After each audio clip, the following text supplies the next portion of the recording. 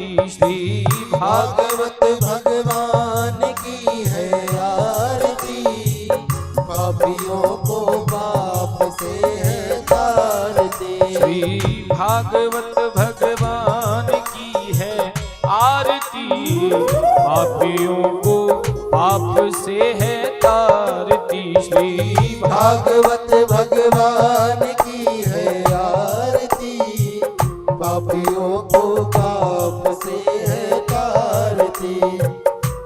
नव ज्योति जगाने वाला, ये अमर ग्रंथ ये मुक्ति पंथ ये पंचम वेद निराला, नव ज्योति जगाने वाला। ये अमर ग्रंथ ये मुक्ति पंथ ये पंचम वेद निराला, नव ज्योति जगाने वाला। हरि नाम यही हरि धाम यही, हरि नाम यही हरि धाम यही, हरि नाम यही हरि धाम यही, हरि नाम यही हरि धाम यही। जग के मंगल की आरती, पापियों को पाप से है तारती। श्री भागवत भगवान की है आरती, पापियों को पाप से है तारती। ये शांति गीत पावन पुनीत, पापों को मिटाने वाला, हरि दर्श कराने वाला। ये शांति गीत पावन पुनीत, पापों को मिटाने वाला, हरि दर्श कराने वाला। ये शांति गीत पावन पुनीत, पापों को मिटाने वाला, हरि दर्श कराने वाला। ये शांति गीत पावन पुनीत, पापों को मिटाने वाला, हरि दर्श कराने वाला।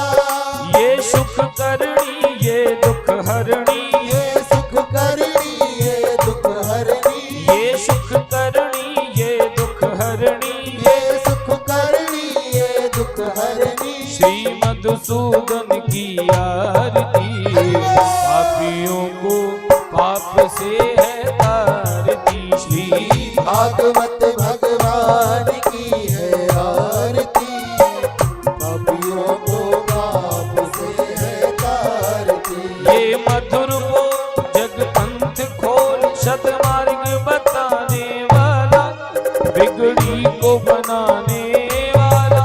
ये मधुर बोल जग पंथ खोल, सतमार्ग बताने वाला, बिगड़ी को बनाने वाला। ये मधुर बोल जग पंथ खोल, सद मार्ग बताने वाला, बिगड़ी को बनाने वाला। ये मधुर बोल जग पंथ खोल, सतमार्ग बताने वाला, बिगड़ी को बनाने वाला। श्री राम यही घनश्याम यही, राजा राम यही भगवान यही, प्रभु महिमा की है आरती, पापियों को पाप से है तारती। श्री भागवत भगवान की है आरती, पापियों को पाप से है तारती। कर्पूरगौरं करुणावतारं, संसार सारं भुजगेन्द्रहारं, सदा वसनं हृदयारविन्दे, भवं भवानी सहितं नमामि। त्वमेव माता च पिता त्वमेव, त्वमेव बन्धो च सखा त्वमेव, त्वमेव वेद्या द्रविणं त्वमेव, त्वमेव सर्वं मम देवदेव। त्वमेव सर्वं मम देवदेव, त्वमेव सर्वं मम देवदेव।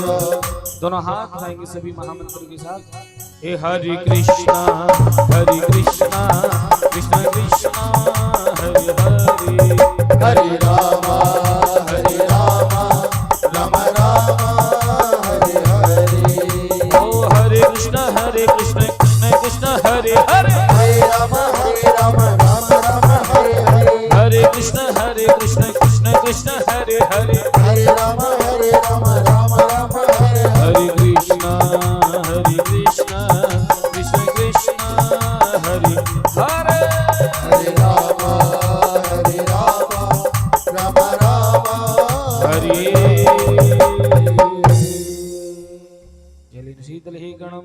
पुष्पाञ्जलिः हरिः ओम् ॐ जगनेन जगमय जगदीवष्टानि धर्माणि ब्रह्मन्नादन्नादेहनागम्यमानः सचन्द्रयत्र पूर्वे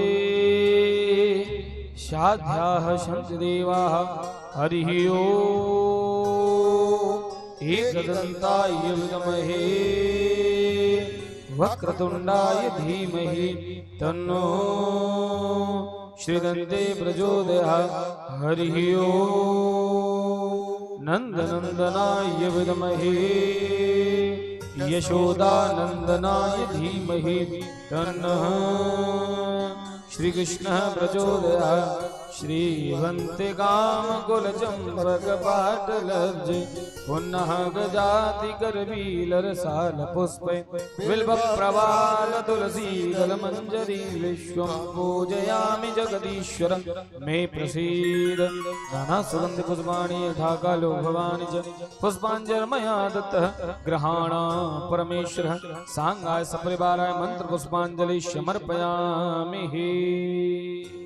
बोली भागवत महापुराण की जय, वृंदावन बिहारी लाल की जय, कालका मैया की जय।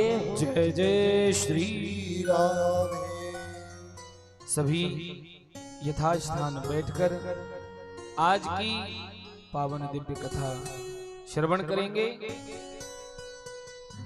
आज कथा के आप हम सभी विश्राम दिवस में प्रवेश करेंगे। बड़ा ही सुंदर आज आप हम सभी होली उत्सव भी बड़े धूमधाम से मनाएंगे, तो सभी बड़ी शांति पूर्वक बैठकर आज की कथा श्रवण करेंगे। एक बार सभी प्रेम से श्री राधे राधे, जय राधे राधे।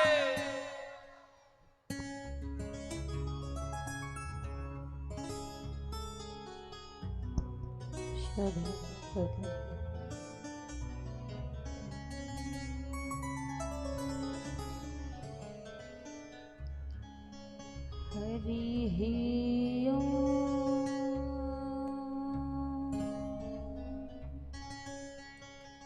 नमो भगवते वासुदेवाय नमः। स्वस्ति श्री गणेशाय नमः।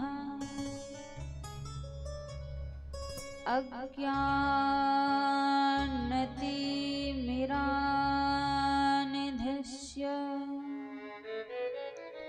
ज्ञानाञ्जनशलाकया चक्षुरुन्मीलितं तस्मै श्री गुरवे नमः।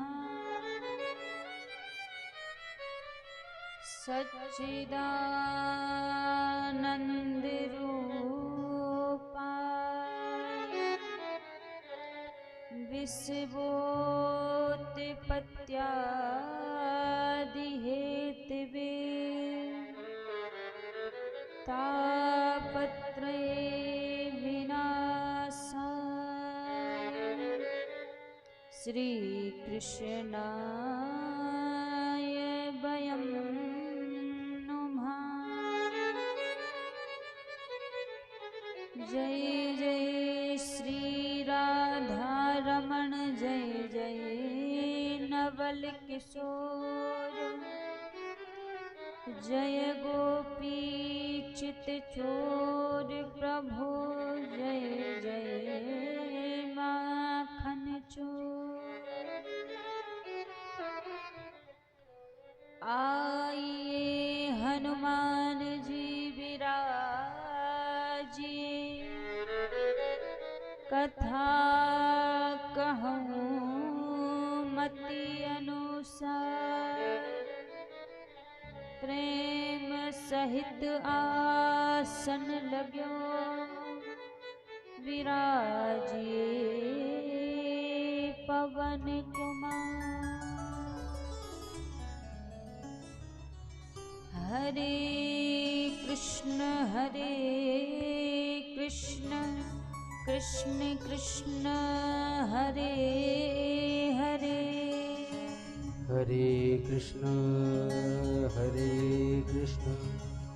कृष्ण कृष्ण हरे हरे हरे राम राम राम हरे हरे हरे राम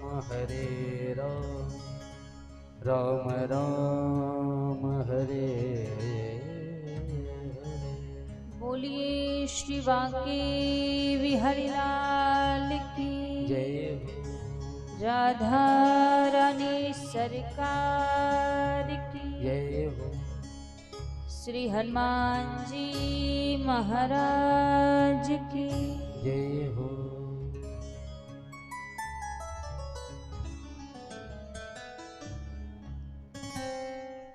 आइए सभी भक्तजन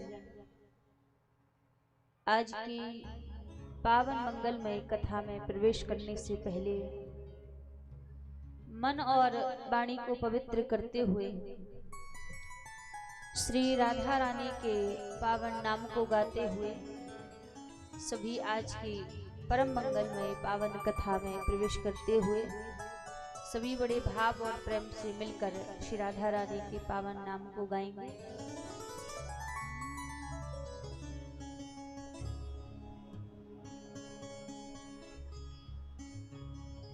राधे राधे जपा कीजिए। कैसे आज 7 दिन होने को जा रहे हैं, अब तो राधा रानी का नाम जिह्वा पर आ जाना चाहिए, स्मरण में आ जाना चाहिए। तो बड़े भाव से सभी ऐसे चुप ना रहा कीजिए, ऐसे चुप ना रहा कीजिए, ऐसे चुप ना रहा कीजिए, ऐसे चुप ना रहा कीजिए। राधे राधे रटा कीजिए, राधे राधे कहा कीजिए, राधे राधे जपा कीजिए, राधे राधे जपा कीजिए, ऐसे चुप ना रहा कीजिए, ऐसे चुप ना रहा कीजिए, ऐसे चुप ना रहा कीजिए, ऐसे चुप ना रहा कीजिए। जय राधा राधा श्री राधा, जय राधा राधा श्री राधा, जय राधा राधा श्री राधा, जय राधा राधा श्री राधा, जय राधा राधा श्री राधा, जय राधा राधा श्री राधा, जय राधा राधा श्री राधा, जय राधा राधा श्री जय राधा। हो। ताली सेवा करते हुए सभी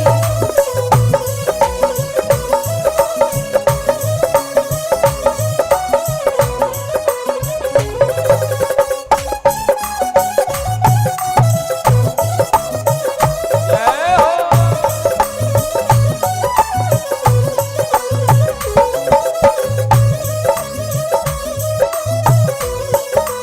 श्री राधे।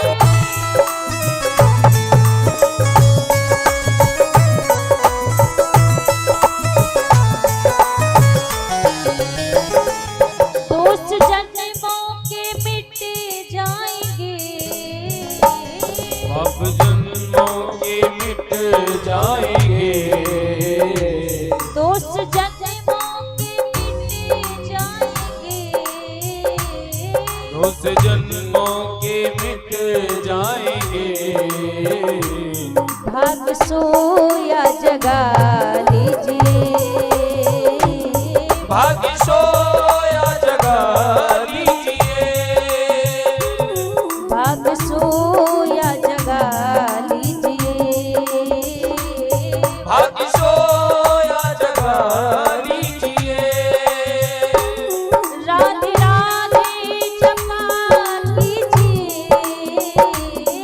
राधे राधे जपा कीजिए, ऐसे चुप न रहा कीजिए, ऐसे चुप न रहा कीजिए।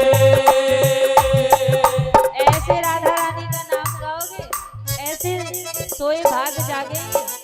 ऐसे में तो बगल वाला व्यक्ति यदि सो गया होगा ना तो वो भी नहीं जागेगा। फिर विचार करो कि जन्मों के सोए भाग कैसे जाग जाएंगे। ऐसे जागेंगे, बिल्कुल नहीं जागेंगे। देखो आज विश्राम दिन है, हम 6 दिन से खूब आपसे कह रहे हैं कि ताली बजाओ, भाव से कीर्तन गाओ। आज की बात और है, कल से कोई नहीं कहेगा कि ताली बजाओ, राधा रानी का नाम गाओ, कीर्तन गाओ, कोई नहीं कहेगा। कल तो आपकी मर्जी है, आप 5 बजे से भी बिस्तर डाल के कम्बल ओढ़ के सो सकते हैं, कोई परेशान नहीं करेगा। आज की बात और है बस। तो ऐसे राधा रानी का नाम गाओगे तो कुछ होने वाला नहीं है महाराज। दोनों हाथ ऊपर खड़े करके सभी मिलकर, पीछे वाले भी। जय राधा राधा श्री राधा, जय राधा राधा श्री राधा, राधा राधा श्री राधा, जय राधा राधा श्री राधा, जय राधा राधा श्री राधा, जय राधा राधा श्री राधा, जय राधा राधा श्री राधा, जय राधा राधा श्री राधा। जय हो।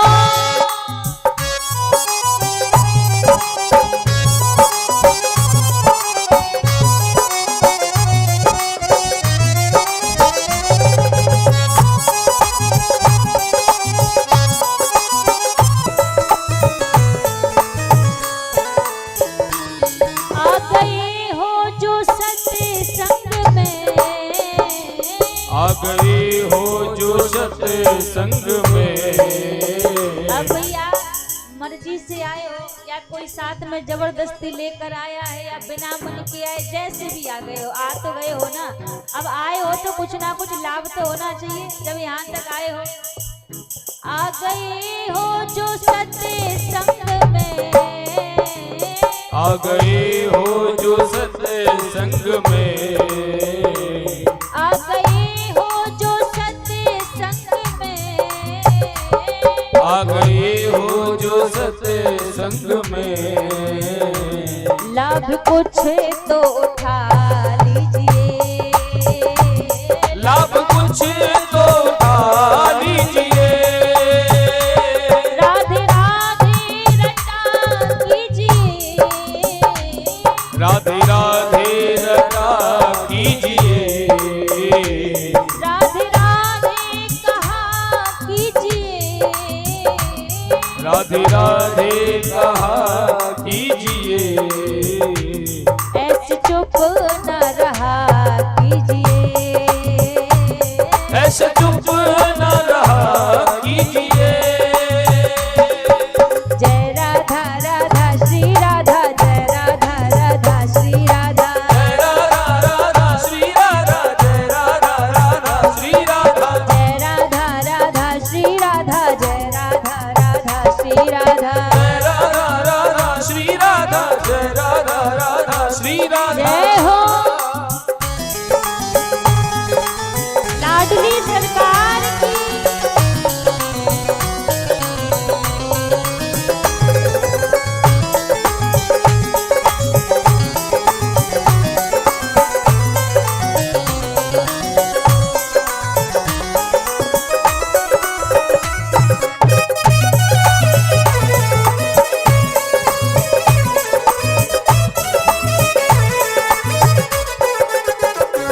होने अनहोनी को भूल कर, होने अनहोनी होनी को भूल कर, होने अनहोनी को भूल कर, होनी अनहोनी को भूल कर, जिंदगी का मजा लीजिए, जिंदगी का पता लीजिए, राधे राधे जपा कीजिए, राधे राधे जपा कीजिए, ऐसे चुप न रहा कीजिए, ऐसे चुप न रहा कीजिए,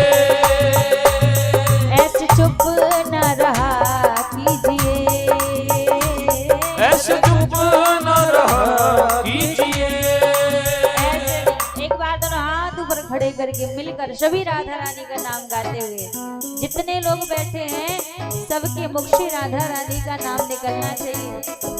जय राधा राधा श्री राधा, जय राधा राधा श्री राधा। बोलिए राधा रानी सरकार की जय, श्री बांके बिहारी लाल की जय हो, श्री हनुमान जी महाराज की जय हो। आइए सर्वप्रथम मेरे परम आराध्य अकारण करुणा बरुणालय अनंत कोटि कल्पित रूप पीतांबरधारी श्री राधा रमण लाल जी के पावन चरणों में प्रणाम करते हुए अनंत बलवंत संत श्री हनुमंत लाल जी महाराज के पावन चरणों में उपस्थित सभी भक्तजनों के हृदय में विराजित मेरे लोक लोचन सावरे सरकार के श्री चरणों में व्यासपीठ की ओर से वंदन प्रणाम करते हुए आज विश्राम दिवस की पावन कथा में सभी बड़े भाव और प्रेम से प्रवेश करेंगे। विगत 6 दिनों से हम सभी भगवान की लीलाओं को सुनते आ रहे हैं, श्रवण करते आ रहे हैं। आज कथा का विश्राम दिन है। कई लोग कहते हैं कि आज क्या कथा समाप्त हो जाएगी। भगवान की कथा कभी समाप्त नहीं होती और ना ही भगवान की कथा कभी पूरी होती है।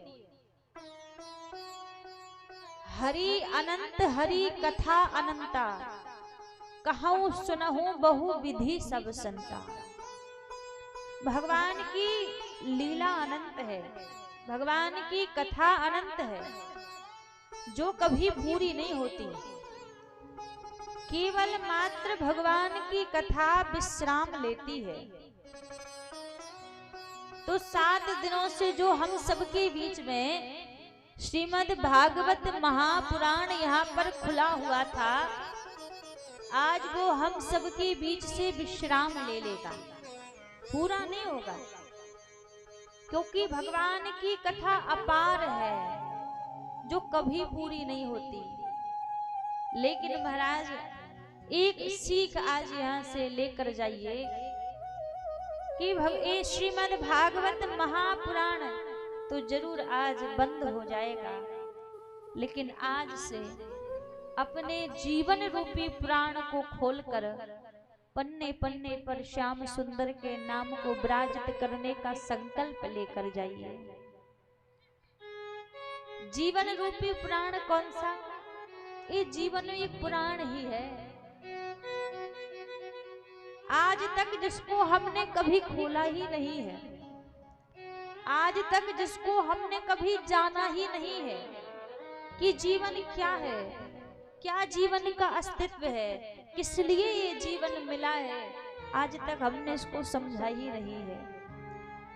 हम तो अपने जीवन को कितना क्या समझकर जीते आ रहे हैं कि भैया जन्म हुआ है, जन्म होकर बड़े हो गए, पढ़ाई लिखाई कर ली, पढ़ाई लिखाई करके पैसे कमाने लगे, विवाह कर लिया, बच्चे पैदा कर दिए, बुढ़ापा आ गया और बुढ़ापा आया तो अंत हो गया जीवन का। हम समझते हैं क्या यही जीवन है? वास्तव में विचार करो, केवल खाना कमाना सोना ही यदि जीवन है तो ऐसा जीवन तो भैया जानवरों का भी है, पशु पक्षियों का भी ऐसा जीवन है। जिस जीवन का उद्देश्य केवल खाना कमाना सोना है तो फिर ऐसा जीवन तो पशु पक्षियों का भी है, जानवरों का भी है। तो फिर उन जानवरों के जीवन में और हमारे जीवन में अंतर ही क्या रहा? फिर तो एक तरह से देखा जाए ना तो एक इंसान से अच्छा जीवन एक पशु पक्षी का, एक जानवर का निकलेगा। एक इंसान से अच्छा जीवन क्यों? क्योंकि वो जानवर, वो पशु पक्षी कभी किसी का बुरा नहीं सोचते, कभी किसी के लिए हृदय में द्वेष भावना पैदा नहीं करते, कभी किसी के लिए वो पशु पक्षी जानवर छल कपट नहीं करते। लेकिन ये सारे गुण तो एक इंसान में कूट कूट के भरे रहते हैं। आज दूर की बात तो छोड़ो, सगे भाई का दूसरा भाई भला नहीं देख सकता, वो सोचेगा कि इसका इतना अच्छा क्यों हो रहा है। सगे परिवार में लोग एक दूसरे का भला नहीं देख पाते। ऐसा लोगों का जीवन होता जा रहा है। तब तो भैया फिर एक इंसान के जीवन से अच्छा उस जानवर का ही जीवन है, उस पशु पक्षी का ही जीवन है। जब जीवन का उद्देश्य खाना कमाना ही रह जाए तो फिर इंसान का जीवन है ही क्या। फिर तो ये मानो कि बस जीवन का बोझ ढोते जा रहे हैं, एक भेड़ियों की भीड़ में चले जा रहे हैं। जो भेड़ियों की भीड़ होती है ना, उनमें समझ नहीं होती कि हमें इधर जाना ना। देखा कि एक इधर जा रहा है तो सब उसी के पीछे पीछे चले जाएंगे। तो फिर तो जीवन वही रहा कि जो एक काम कर रहा है उसी के पीछे पीछे सब करते जा रहे हैं। तो भैया ऐसा तो मनुष्य का जीवन नहीं है, ऐसा जीवन नहीं होना चाहिए। जीवन में कुछ तो हमारा लक्ष्य होना चाहिए, कुछ तो हमारे अच्छे सद्कर्म होने चाहिए, कुछ तो हमारी मनोदशा मन की स्थिति पवित्र होनी चाहिए। तब तो इंसान का जीवन रहा, मानव का जीवन रहा। खा कमा कर सोकर चले गए तो फिर किसने याद किया। देखो बात तो पक्की है, जाना जाना सबको है। ऐसा नहीं है कि संसार में कोई अमर होकर आया है, अमर होकर कोई नहीं आया, सबको जाना है। सबका जाने का समय सुनिश्चित है कि इस दिन सबको जाना है। लेकिन जाने जाने में अंतर हो जाता है।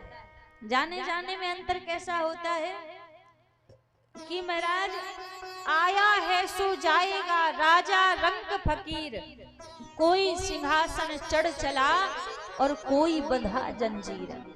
कोई तो सिंहासन पर बैठकर जाता है और कोई जंजीरों में जकड़ा हुआ जाता है। जाते तो सभी है पर जाने जाने में अंतर है।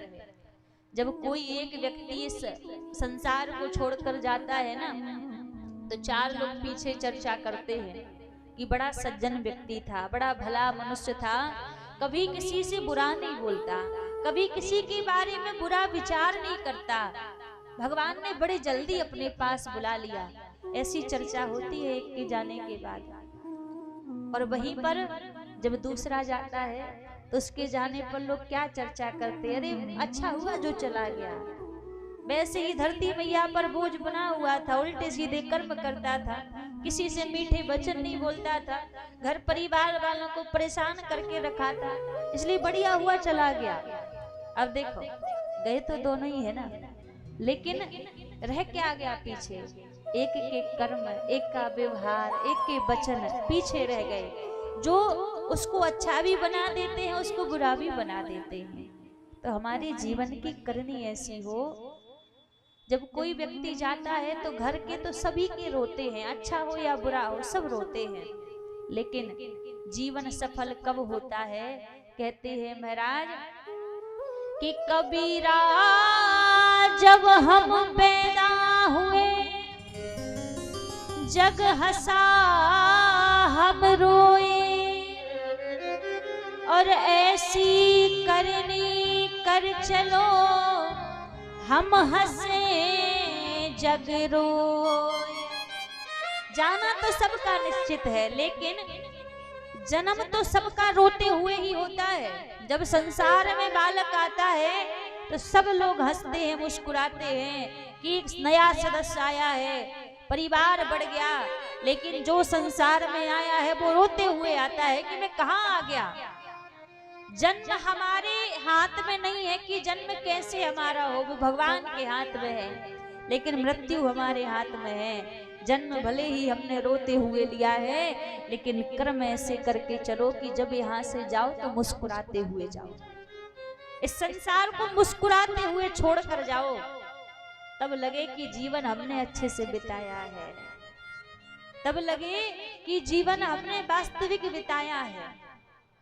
और ऐसा जीवन कब होगा महाराज, जब हमारे द्वारा किसी को कोई पीड़ा नहीं होगी, जब हमारे द्वारा किसी को कोई कष्ट नहीं होगा, जब हमारे द्वारा जीवों की हिंसा नहीं होगी, हमारे द्वारा कोई दुराचार नहीं होगा, तब ऐसा जीवन होगा।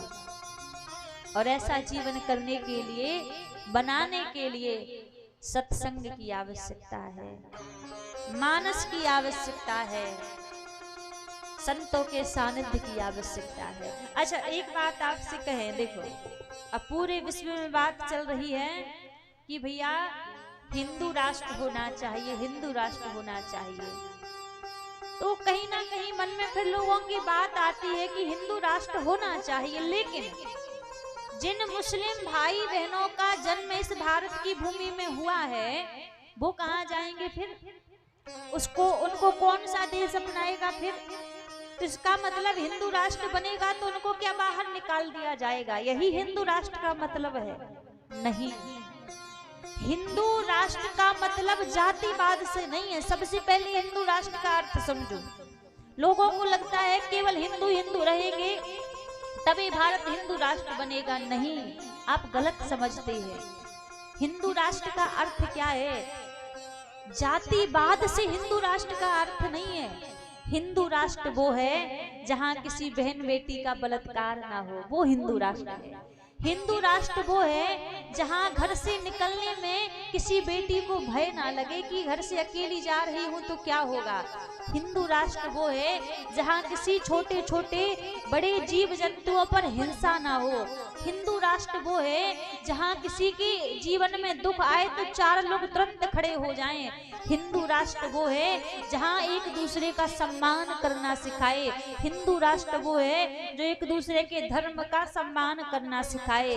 हिंदू राष्ट्र वो है जहां अपनी बहन बेटी नहीं, दूसरे की बहन बेटी को भी बहन बेटी की दृष्टि से देखना सिखाए। हिंदू राष्ट्र वो है जो बूढ़े बुजुर्गों की सेवा करना सिखाए। हिंदू राष्ट्र वो है जो सनातन पंथ पर चलना सिखाए। हिंदू राष्ट्र वो है जो शास्त्रों की आज्ञा से चलना सिखाए। केवल जातिवाद से हिंदू राष्ट्र नहीं है कि केवल हिंदू लोग ही रहेंगे तभी हिंदू राष्ट्र बनेगा। नहीं, हिंदू राष्ट्र में ये जो आजकल दुष्कर्म हो रहे हैं ये नहीं होंगे। हिंदू राष्ट्र वो है जहां गौ माता की रक्षा हो, वो हिंदू राष्ट्र है, कोई जाति से नहीं है। और जब ये सारी चीजें इस भारत भूमि में आ जाएंगी तब समझ जाना कि हिंदू राष्ट्र बन गया है। किसी को मारने से, किसी को देश को से बाहर निकालने में हिंदू राष्ट्र नहीं बनेगा। सबके हृदय में समानता की भावना आ जाए वो हिंदू राष्ट्र है। एक दूसरे का सम्मान करना आ जाए वो हिंदू राष्ट्र है। जातिवाद से हिंदू राष्ट्र नहीं है। तो भैया ये होगा हमारे अच्छे कर्मों से, जब हमारे जीवन में कर्म आएंगे। अब देखो गौ माता की बात आई ना, तो आज हम जितना भी भारत भूमि में देख रहे हैं ना, आपदाएं आ रही हैं, कष्ट आ रहे हैं, ये सब के पीछे का कारण क्या है? इन सब के पीछे का कारण है गौ माता। जब तक इस भारत की भूमि में गौ माता की रक्षा नहीं होगी तब तक इस भारत भूमि को कोई हिंदू राष्ट्र भी नहीं बना सकता है, कोई नहीं बना सकता। सबसे पहला, जब तक गौ माता की रक्षा नहीं होगी, जब तक गौ माता कटेगी तब तक इस भारत का सर्वनाश होता रहेगा, जब तक गौ माता कटेगी। आजकल देखो छोटे छोटे जीव जंतुओं को तो लोग मार मार कर खाते ही हैं। बहुत समझाते हैं हम लोग, हर जगह समझाते हैं, लेकिन कहीं कहीं 10-20 में से होते हैं कोई एक दो ब्रला जो बात समझ के जीवन को सुधार लेते हैं।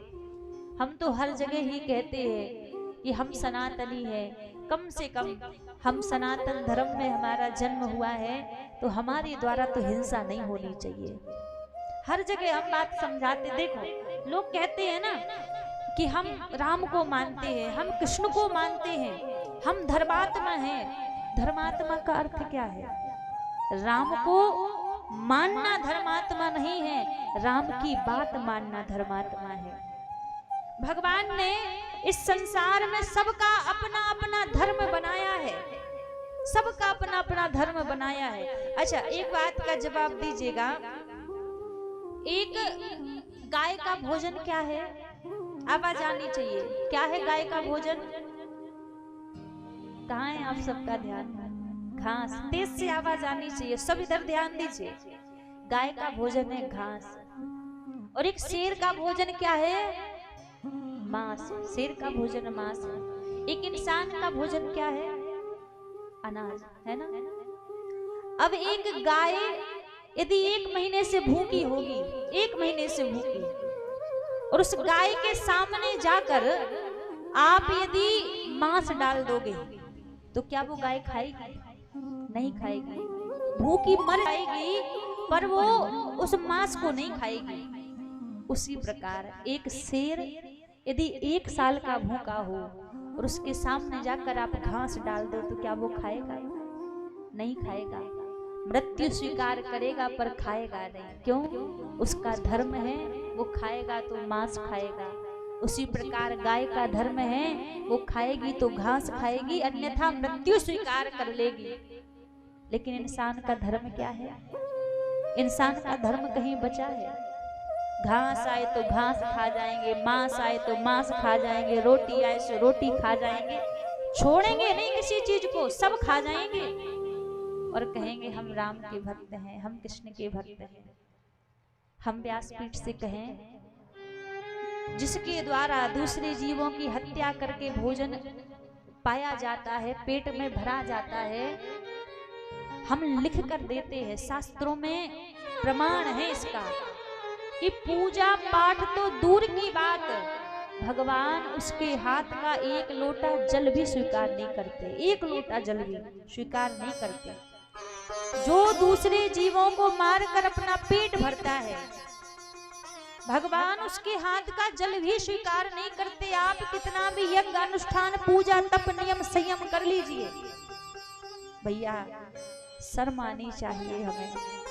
56 प्रकार के भोजन बनाए हैं भगवान ने। ये हंसी की बात नहीं है, ये समझने की बात है। भगवान ने 56 प्रकार के व्यंजन बनाए हैं एक इंसान के लिए। एक में स्वाद ना आए दूसरा पालो, अरे दूसरे में भी स्वाद ना आए तीसरा पालो, तीसरे में भी स्वाद ना आए तो चौथा पालो। लेकिन महाराज उन जीव जंतुओं को मारकर पेट भरने की आज्ञा किसी ने आपको नहीं दी है, किसी ने वो आज्ञा नहीं दी। आज लोग जानते हैं शमशान जाएंगे ना तो वहां से लौट कर आके स्नान करेंगे। क्यों? बोले भैया शमशान गए थे तो अपवित्र हो गए हैं, इसलिए स्नान करके शरीर को पवित्र बना रहे हैं। जरा विचार करो, शमशान से लौट कर आते हो तो स्नान करते हो, और जो अपने पेट में शमशान बना रखा है उसको कैसे पवित्र करोगे?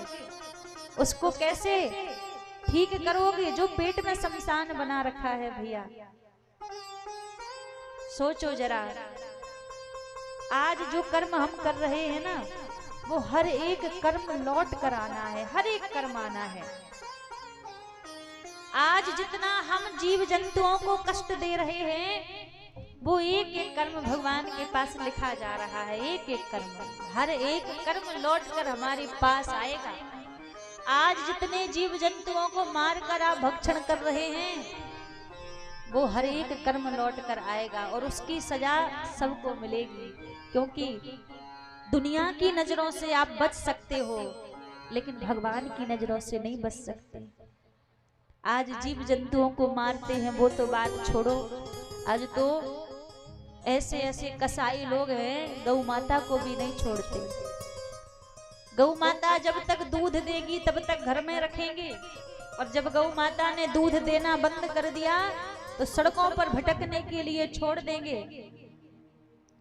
भैया गौ माता का जितना बड़ा श्राप लगेगा उसका कोई निवारण नहीं कर सकता। 1000-2000 के पीछे कई लोग तो गौ माता को कसाई को बेच देते हैं, काटने के लिए गौ माता को बेच देते हैं। आप जानते हैं हमारी 3 माँ हैं।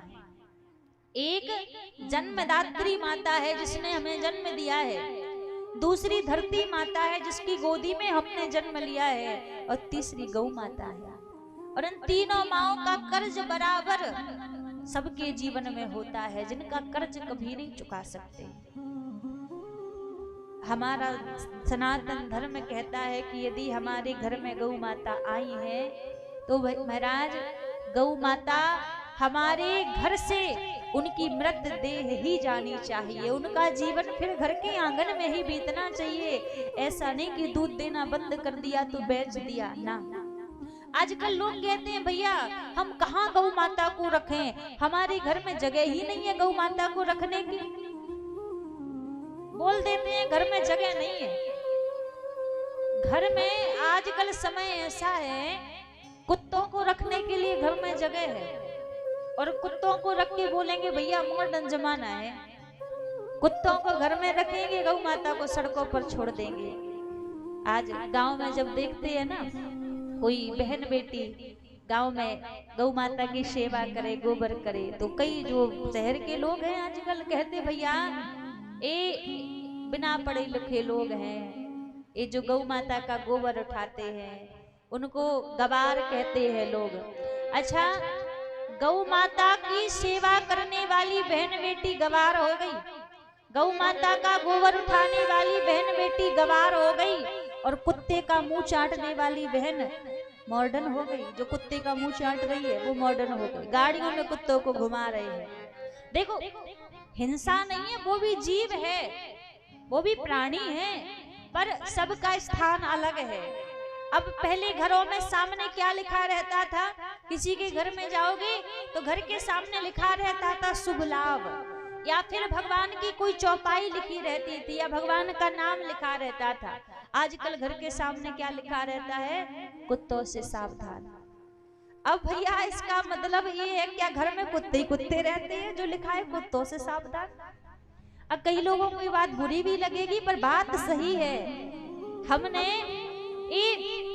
मॉडर्न जमाने के चक्कर में अपने संस्कारों की धज्जियां उड़ा रखी हैं, स्वयं ने उड़ा रखी हैं धज्जियां, और कहते हम राम के भक्त हैं, कृष्ण के भक्त हैं। कोई कहने से राम का भक्त नहीं बन जाता, कोई कहने से कृष्ण का भक्त नहीं बन जाता। जीवन में हमारे वो आचरण होने चाहिए, जीवन में वो दिखना चाहिए, क्योंकि जैसा हम कर्म करेंगे वो सारा कर्म लौट कर आएगा हमारे पास में। दुनिया से छिप सकता है पर भगवान से नहीं छिपेगा। हम तो कहा करते हैं बड़े सोच समझ कर कर्म करो। क्यों? क्योंकि कहते हैं ना कि उजली करनी कर ले भैया, कर्म ना करियो काला। कर्म उजली करनी करो, कर्म काले मत करो। किस लिए? दुनिया वालों से छिप जाएगा, लेकिन लाख आँख से देख रहा है हमें देखने वाला। वो वहां से बैठा बैठा फिर करता क्या है कि पुण्य की नैया पार लगाता, पाप स्वयं डूब जाता। मेरे ठाकुर के दरबार में सब लोगों का खाता, मेरे ठाकुर के दरबार में सब लोगों का खाता। मेरे मालिक के दरबार में सब लोगों का खाता, मेरे मालिक के दरबार में सब लोगों का खाता। जिसने जैसा कर्म किया है, जिसने जैसा कर्म किया है वैसा ही फल पाता। मेरे मालिक के दरबार में सब लोगों का खाता, मेरे मालिक के दरबार में सब लोगों का खाता।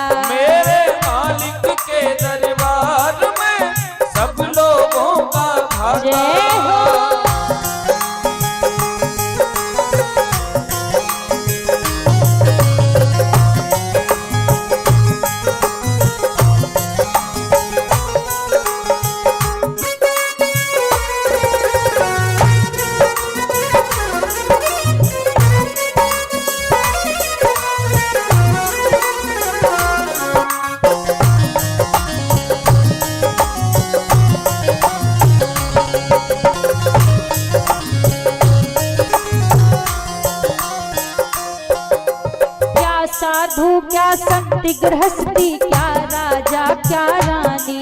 ओ क्या राजा क्या रानी, क्या राजा क्या रानी। प्रभु की पुस्तक में है लिखी सबकी कर्म कहानी। सबकी कर्म कहानी, सबकी कर्म कहानी। प्रभु की पुस्तक में है लिखी सबकी कर्म कहानी। सबकी कर्म कहानी, सबकी कर्म कहानी। भगवान की पुस्तक में कहते हैं क्या राजा क्या संत गृहस्थी। भगवान के लिए ना ही कोई राजा है, ना ही कोई संत है, ना ही कोई गृहस्थी है। उनकी दृष्टि में सब बराबर है। और जो जैसा कर्म कर रहा है, वहां बैठे बैठे ठाकुर जी एक एक का हिसाब कर रहे हैं। और एक एक का हिसाब करके करते क्या है, जिसने जैसा कर्म किया है वैसा ही फल पाता। ओ जिसने जैसा कर्म किया है वैसा ही फल पाता। मेरे ठाकुर के दरबार में सब लोगों का खाता। मेरे मालिक के दरबार में सब लोगों का खाता। मेरे ठाकुर के दरबार में सब लोगों का खाता। मेरे मालिक के दरबार में सब लोगों का खाता। जिसने जैसा कर्म किया है, जिसने जैसा कर्म किया है वैसा ही फल पाता। मेरे मालिक के दरबार में सब लोगों का खाता। देखो खाता अभी भी बराबर ही चल रहा है।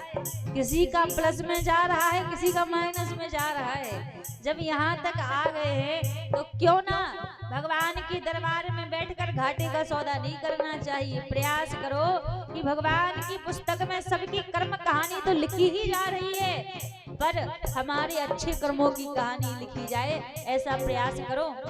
एक बात हाथ ऊपर खड़े करके सभी ये 50 रुपए विदेशी मिस्त्री जी भगवान के चरणों में अर्पण कर रहे हैं। एक बार जोरदार ताली बजाएं। 50 रुपए विदेशी मिस्त्री जी। दोनों हाथ ऊपर खड़े करके सभी, पीछे वाले भी। मेरे मालिक के दरबार में सब लोगों का खाता। मेरे मालिक के दरबार में सब लोगों का खाता। मेरे ठाकुर के दरबार में सब लोगों का खाता। मेरे ठाकुर के दरबार में सब लोगों का खाता। जय हो, जय हो।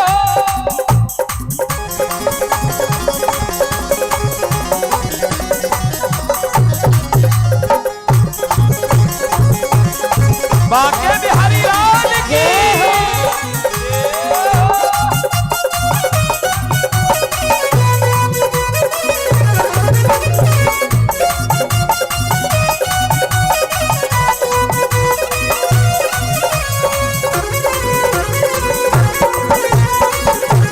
बांके बिहारी लाल की।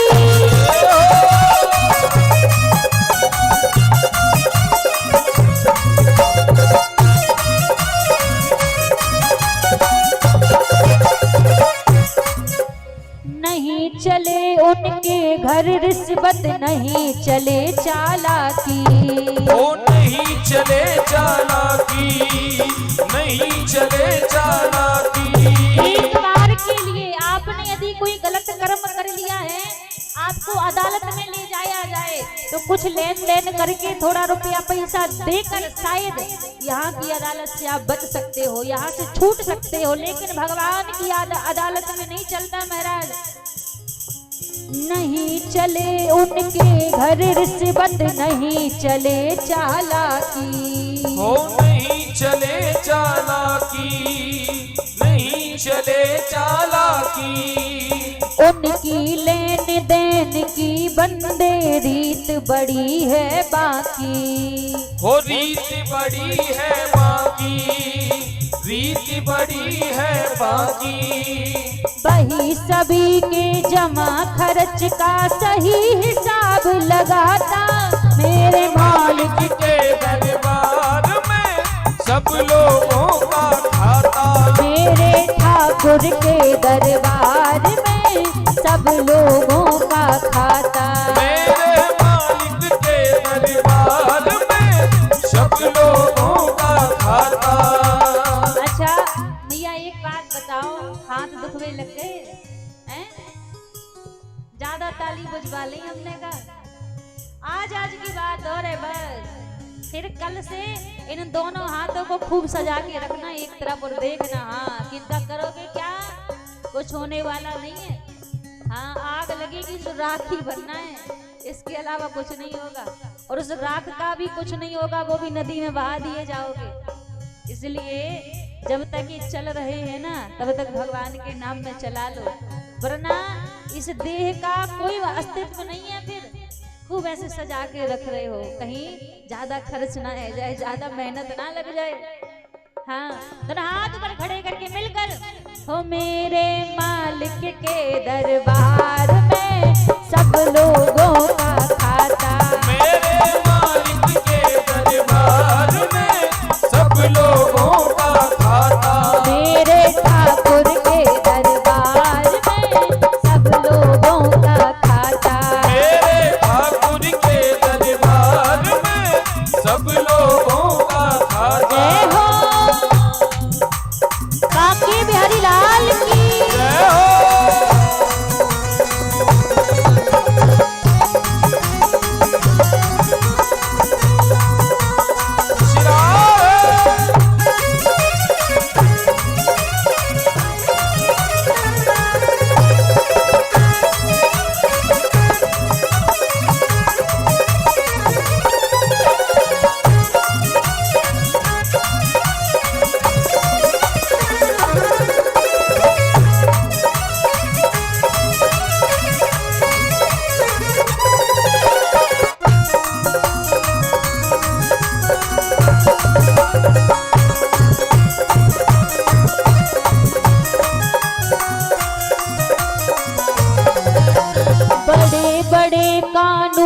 प्रभु के बड़ी बड़ी मर्यादा।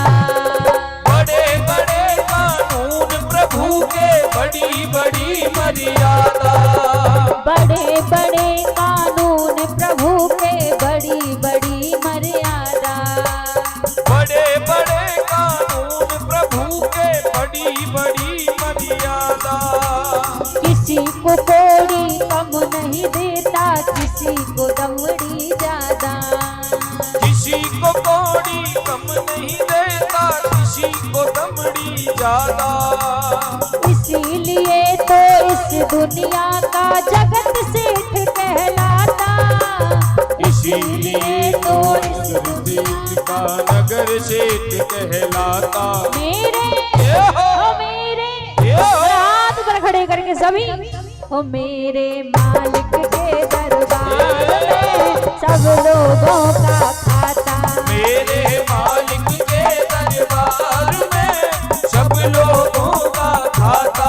मेरे ठाकुर के दरबार में सब लोगों का खाता। मेरे ठाकुर के दरबार में सब लोगों का खाता। जिसने जैसा कर्म किया है वैसा ही फल पाता। ओ जिसने जैसा कर्म किया है वैसा ही फल पाता। मेरे ठाकुर के दरबार में सब लोगों का खाता। मेरे ठाकुर के दरबार में सब लोगों का खाता। एक बार दोनों हाथ ऊपर खड़े करके सभी भगवान का नाम गाते हुए, बोलो श्री राम जय राम। बोलो श्री राम जय राम। बोलो श्री राम जय राम। बोलो श्री राम जय राम। बोलो श्री राम जय राम। श्री राम जय राम जय राम। बोलो श्री राम जय राम। बोलो श्री राम जय राम जय राम। बोलो श्री राम जय राम। बोलो श्री राम जय राम जय राम। बोलो श्री राम जय राम। बोलो श्री राम जय राम जय राम। बोलो श्री राम जय राम।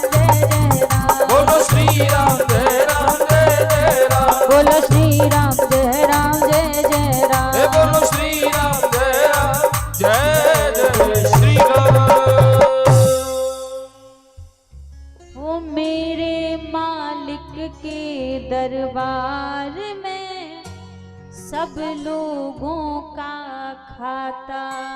मेरे मालिक के दरबार में सब लोगों का खाता। और कहा बड़े बड़े कानून प्रभु के बड़ी बड़ी मर्यादा। बड़े बड़े कानून प्रभु के बड़ी बड़ी मर्यादा। किसी को दमड़ी कम नहीं देता, किसी को कोड़ी ज्यादा। किसी को दमड़ी कम नहीं देता, किसी को कोड़ी ज्यादा। इसीलिए कहा गया है, इसीलिए तो इस दुनिया का जगत सेठ कहलाता। मेरे मालिक के दरबार में सब लोगों का खाता। भैया इंसान कर्म करने में मनमानी कर सकता है, लेकिन कर्मों के फल को भुगतने में मनमानी नहीं चलेगी। कर्म आप अपने मन से कर सकते हो, जो मन में आचरण आया कर लिया। कर्म करने में तो मनमानी चल जाएगी, लेकिन कर्मों के फल को भुगतने में जीवन में मनमानी नहीं चलेगी। वहां तो जो भगवान दंड देंगे, जो भगवान की इच्छा होगी, उसी प्रकार उस फल को भुगतना पड़ेगा। इसीलिए जीवन में ऐसे कर्म करो कि भगवान के सामने जब जाओ तो लज्जा से सर ना झुकाना पड़े। जिंदगी में उतनी ही मौज करो जितनी भगवान के सामने जाकर खड़े हो सको। सीधी बात इतनी है, जीवन में उतने ही अपने मन के आचरण करो कि जितना भगवान के सामने चल जाए। इतनी मनमानी ना करो कि भगवान के सामने खड़े होने में भी लज्जा आए, क्योंकि जीवन बार बार नहीं मिलता। अब की बार मिला है, अब ना जाने कब भगवान का अनुग्रह होगा। बार बार ये जीवन नहीं मिलता है। इसीलिए जीवन को सुधारने का, संवारने का प्रयास करो। लगे कि किसी इंसान का जीवन है, लगे किसी मानव का जीवन है, जीवन ऐसा ना बना लो कि इंसान और जानवर के जीवन में कोई अंतर ही ना बचे, कोई भेद ही ना बचे। ऐसा जीवन हो महाराज। कल रुक्मणी मंगल विवाह सब हम आप सभी ने मनाया था। भगवान का माता रुक्मणी के साथ विवाह हुआ। विवाह करके भगवान द्वारिकापुरी आए, और जब भगवान विवाह करके द्वारिकापुरी आए, द्वारिकापुरी में आने के बाद महाराज बड़े ही प्रेम से आज ठाकुर जी रह रहे हैं। अच्छा एक बात बताइए, सभी लोग देखिए थोड़ी देर इधर ध्यान देंगे, इधर उधर नहीं देखना है। जिसको जहां जगह मिल रही है वो वहीं बैठता रहे, क्योंकि जल्दी आओगे तो आगे जगह मिलेगी, देरी से आओगे तो पीछे जगह मिलेगी। फिर तो जिसको जहां स्थान मिल रहा है बैठते रहे सभी, और बड़ी प्रेम से इधर सभी लोग ध्यान देंगे। आप बताइए कि सबसे सुंदर गृहस्थ जीवन किसका है? आप जानते हैं किसका गृहस्थ जीवन सबसे सुंदर है? भगवान लक्ष्मी नारायण का, या फिर ब्रह्मा जी का, या फिर भगवान शंकर का? किसका गृहस्थ जीवन सबसे सुंदर है? आपको पता है? हाँ, नहीं पता? हाथ ऊपर करके बताओ, पता है या नहीं पता? नहीं पता। सबसे सुंदर गृहस्थ जीवन जानते हैं किसका है? भगवान शंकर और माता पार्वती का सबसे सुंदर गृहस्थ जीवन है।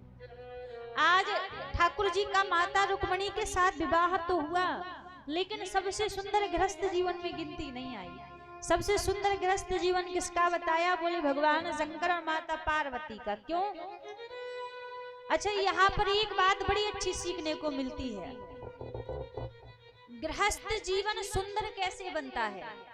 यदि धन दौलत से रुपया पैसा से गृहस्थ जीवन सुंदर बनता तो आज यहाँ पर नाम किसका होता? भगवान नारायण और माता लक्ष्मी का नाम होता, क्योंकि लक्ष्मी तो स्वयं धन की देवी है, तो इनका गृहस्थ जीवन सबसे सुंदर बताया जाता। और महाराज बुद्धि से, ज्ञान से, विवेक से यदि गृहस्थ जीवन सुंदर बनाया जाता तो ब्रह्मा जी का नाम होता कि ब्रह्मा जी का गृहस्थ जीवन सुंदर है। तो जीवन को सुंदर बनाने में किस चीज की आवश्यकता होती है? ना ही धन की आवश्यकता होती है, ना ही ज्यादा बुद्धि विवेक की आवश्यकता होती है। गृहस्थ जीवन सुंदर बनाने में आपस में प्रेम की आवश्यकता होती है। भगवान भोलेनाथ के पास कोई महल अटारी नहीं है, कोई सोना चांदी भगवान भोलेनाथ के पास नहीं है। एक बट वृक्ष के नीचे भगवान शंकर रहते हैं, वहीं मां परम्बा निवास करती है, लेकिन फिर भी भगवान भोलेनाथ का गृहस्थ जीवन सुंदर है। क्यों? क्योंकि आपस में प्रेम है, और गृहस्थ जीवन सुंदर बनता है प्रेम से। जहां आपस में प्रेम हो वहां जीवन आनंद से बीत जाएगा, और जहां आपस में प्रेम ना हो तो भले ही कितने बड़े आप घर परिवार में अपनी बेटी को दे दीजिए, बड़ा कठिन जीवन बिताना हो जाएगा। तो जीवन की सुंदरता आपस में प्रेम से होती है। आज भगवान का यहाँ पर विवाह हुआ, विवाह होने के बाद आज यहाँ पर देखो, वैसे 6 प्रकार से विवाह की तुलना बताई है कि 6 प्रकार के विवाह होते हैं, लेकिन आज जो ठाकुर जी का और माता रुक्मणी का विवाह हुआ है, ये कौन सी विधि का विवाह हुआ है? भगवान का जो माता रुक्मणी के साथ विवाह हुआ है, ये यदि देखा जाए तो राक्षस विधि के द्वारा विवाह हुआ है। क्यों? क्योंकि पाणी ग्रह संस्कार तो सब बाद में हुआ है। पहले जब माता रुक्मणी ने पत्रिका भेजी थी तो पत्रिका भेजकर भगवान यहाँ ये नहीं कहेंगे कि ठाकुर जी माता रुक्मणी को लेकर आए थे ना, यहाँ पर माता रुक्मणी ही ठाकुर जी को लेकर चली गई थी। तो यहाँ पर देखो, अब ऐसा नहीं है कि भगवान ने किया है तो हमें भी करना है ना, वो भगवान है, वो परमात्मा है, हर कार्य के पीछे उनकी कोई लीला छुपी रहती है। हम इंसान हैं, हम ये नहीं कर सकते, लेकिन यहाँ से हमें सीखने को कई चीजें मिलती हैं जीवन में। हर व्यक्ति कहता है ना, आजकल तो बात छोड़ो, कल हम आप सभी ने भगवान की रासलीला का दर्शन किया था ना। अब रासलीला के लिए भी कई लोग कहते हैं कि अरे वो ठाकुर जी कैसे थे जिन्होंने गोपियों के वस्त्र चुराए, गोपियों के चीर को चुराया, कई लोग कहते हैं। तो एक बात आपसे कहें, जिस आयु में भगवान ने गोपियों के चीर चुराए थे तब भगवान की 7 वर्ष की आयु थी, और 7 वर्ष का बालक ठीक से अपने नाम को भी नहीं जानता है। तो 7 वर्ष की आयु थी जब ठाकुर जी ने गोपियों के चीर चुराए थे। लेकिन इससे पता क्या लगता है लोगों की मानसिकता, मानसिकता कैसी कि महाराज 7 वर्ष का चीर चुराने वाला कन्हैया सबको याद है कि ठाकुर जी ने 7 वर्ष की आयु में चीर को चुराया था। लेकिन महाराज 16 वर्ष का चीर बढ़ाने वाला कन्हैया कोई याद नहीं करता कि जिस बीच सभा में द्रौपदी निर्वस्त्र हो रही थी वहां पर 16 वर्ष के कन्हैया ने प्रकट होकर द्रौपदी का चीर बढ़ाया था, उसको निर्वस्त्र होने से बचाया था।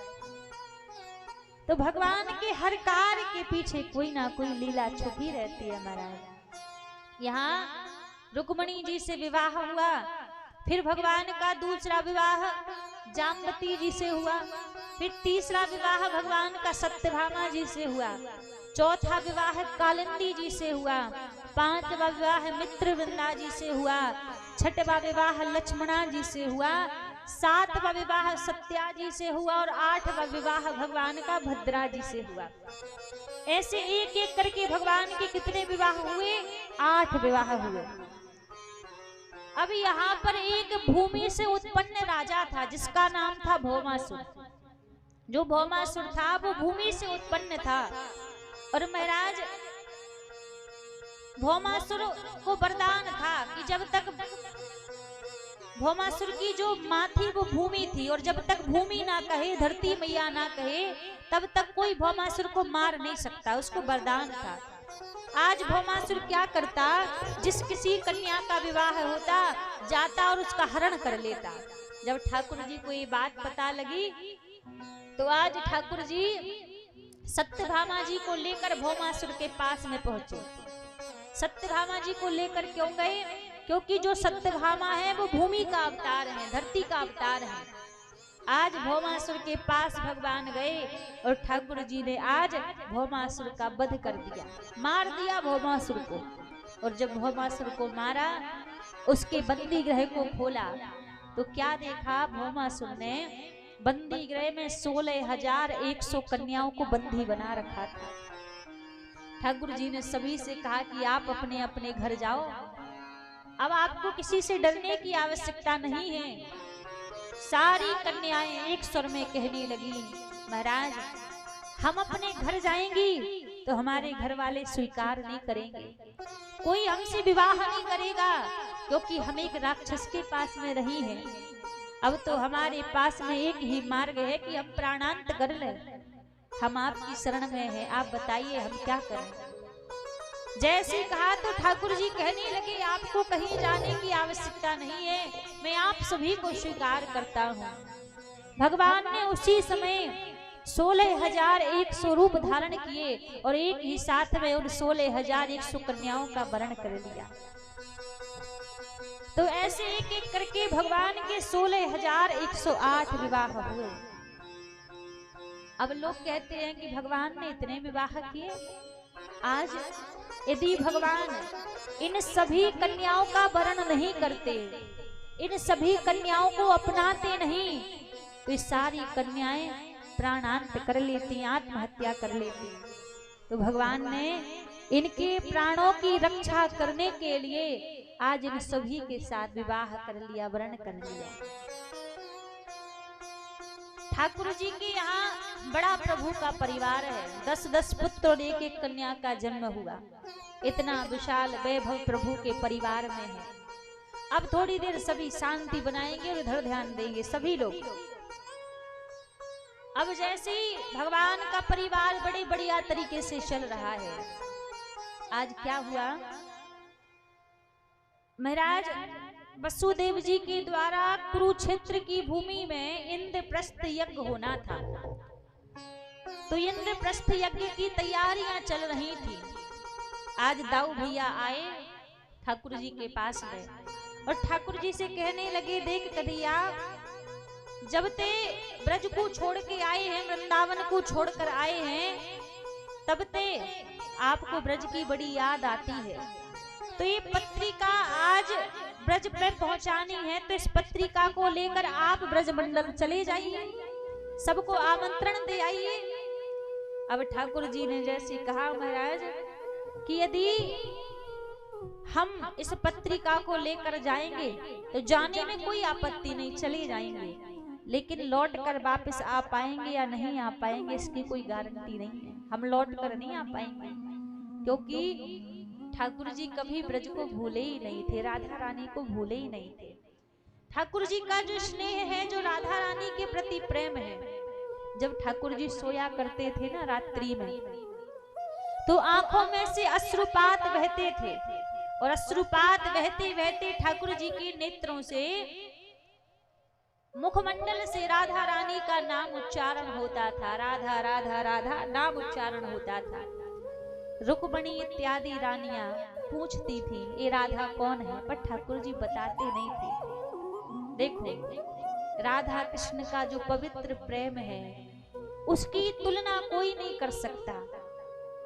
आजकल पता है बड़ा दुख होता है, कई लोग आजकल ऐसे छिछोरे लोग हैं जो गली चलते लोगों से हमारे भगवान की तुलना करने लग जाते हैं। शर्म आनी चाहिए हमें, वो परमात्मा है और हम कहाँ इंसान हैं। आज कोई बालक ज्यादा चंचलता दिखाने लग जाए, अपने उनके घर के लोग ही कहते अरे भैया ये तो पूरा कृष्ण कन्हैया है, कृष्ण कन्हैया के भाव को आपने जाना है, कृष्ण कन्हैया के गुण को आपने जाना है। जो चलते फिरते छोरा छिछोरियों को आप राधा कृष्ण का नाम दे देते हैं, उनके प्रेम की कोई तुलना नहीं कर सकता। जो राधा कृष्ण का प्रेम था महाराज, वो योगी था, योगेश्वर के रूप का प्रेम था। और आजकल का प्रेम, आजकल के प्रेम में कहीं योग नहीं बचा है। आजकल का प्रेम रहा ही नहीं है, आजकल का तो भोग हो गया है। तो आप उस भोग को कहाँ राधा कृष्ण के प्रेम की तुलना देते हैं।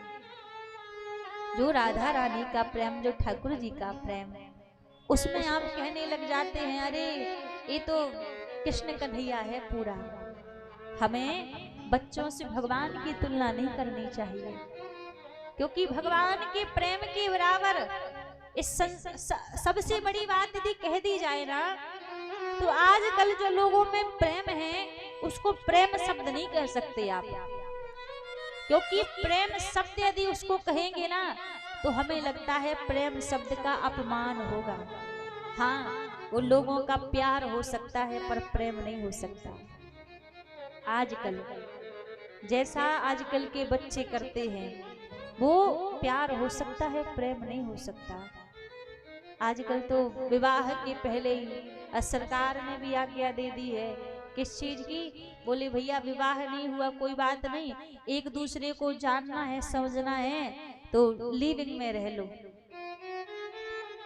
अच्छा, लोगों की नजरों में भले ये ठीक हो कि हाँ लिविंग रिलेशनशिप है तो रह लो, लेकिन संतों की नजरों में नहीं है ये ठीक है। क्यों? क्योंकि भैया पहले का जो समय था ना, पहले के समय में विवाह के पहले एक दूसरे को देखते भी नहीं थे, लेकिन आजकल तो विवाह के पहले साथ में रह रहे हैं, घूम रहे हैं, फिर रहे हैं और कहते हैं प्रेम है। अभी एक चीज और आ रही है, फरवरी का महीना चल रहा है ना, क्या बोलते हैं उसको, अभी 14 तारीख को आ रहा है, क्या बोलते हैं, क्या देखो भैया अभी बता रहे वैलेंटाइंस डे। एक चीज कहें, ये जो लोग मनाते हैं हमें तो बोलना भी नहीं आता क्या।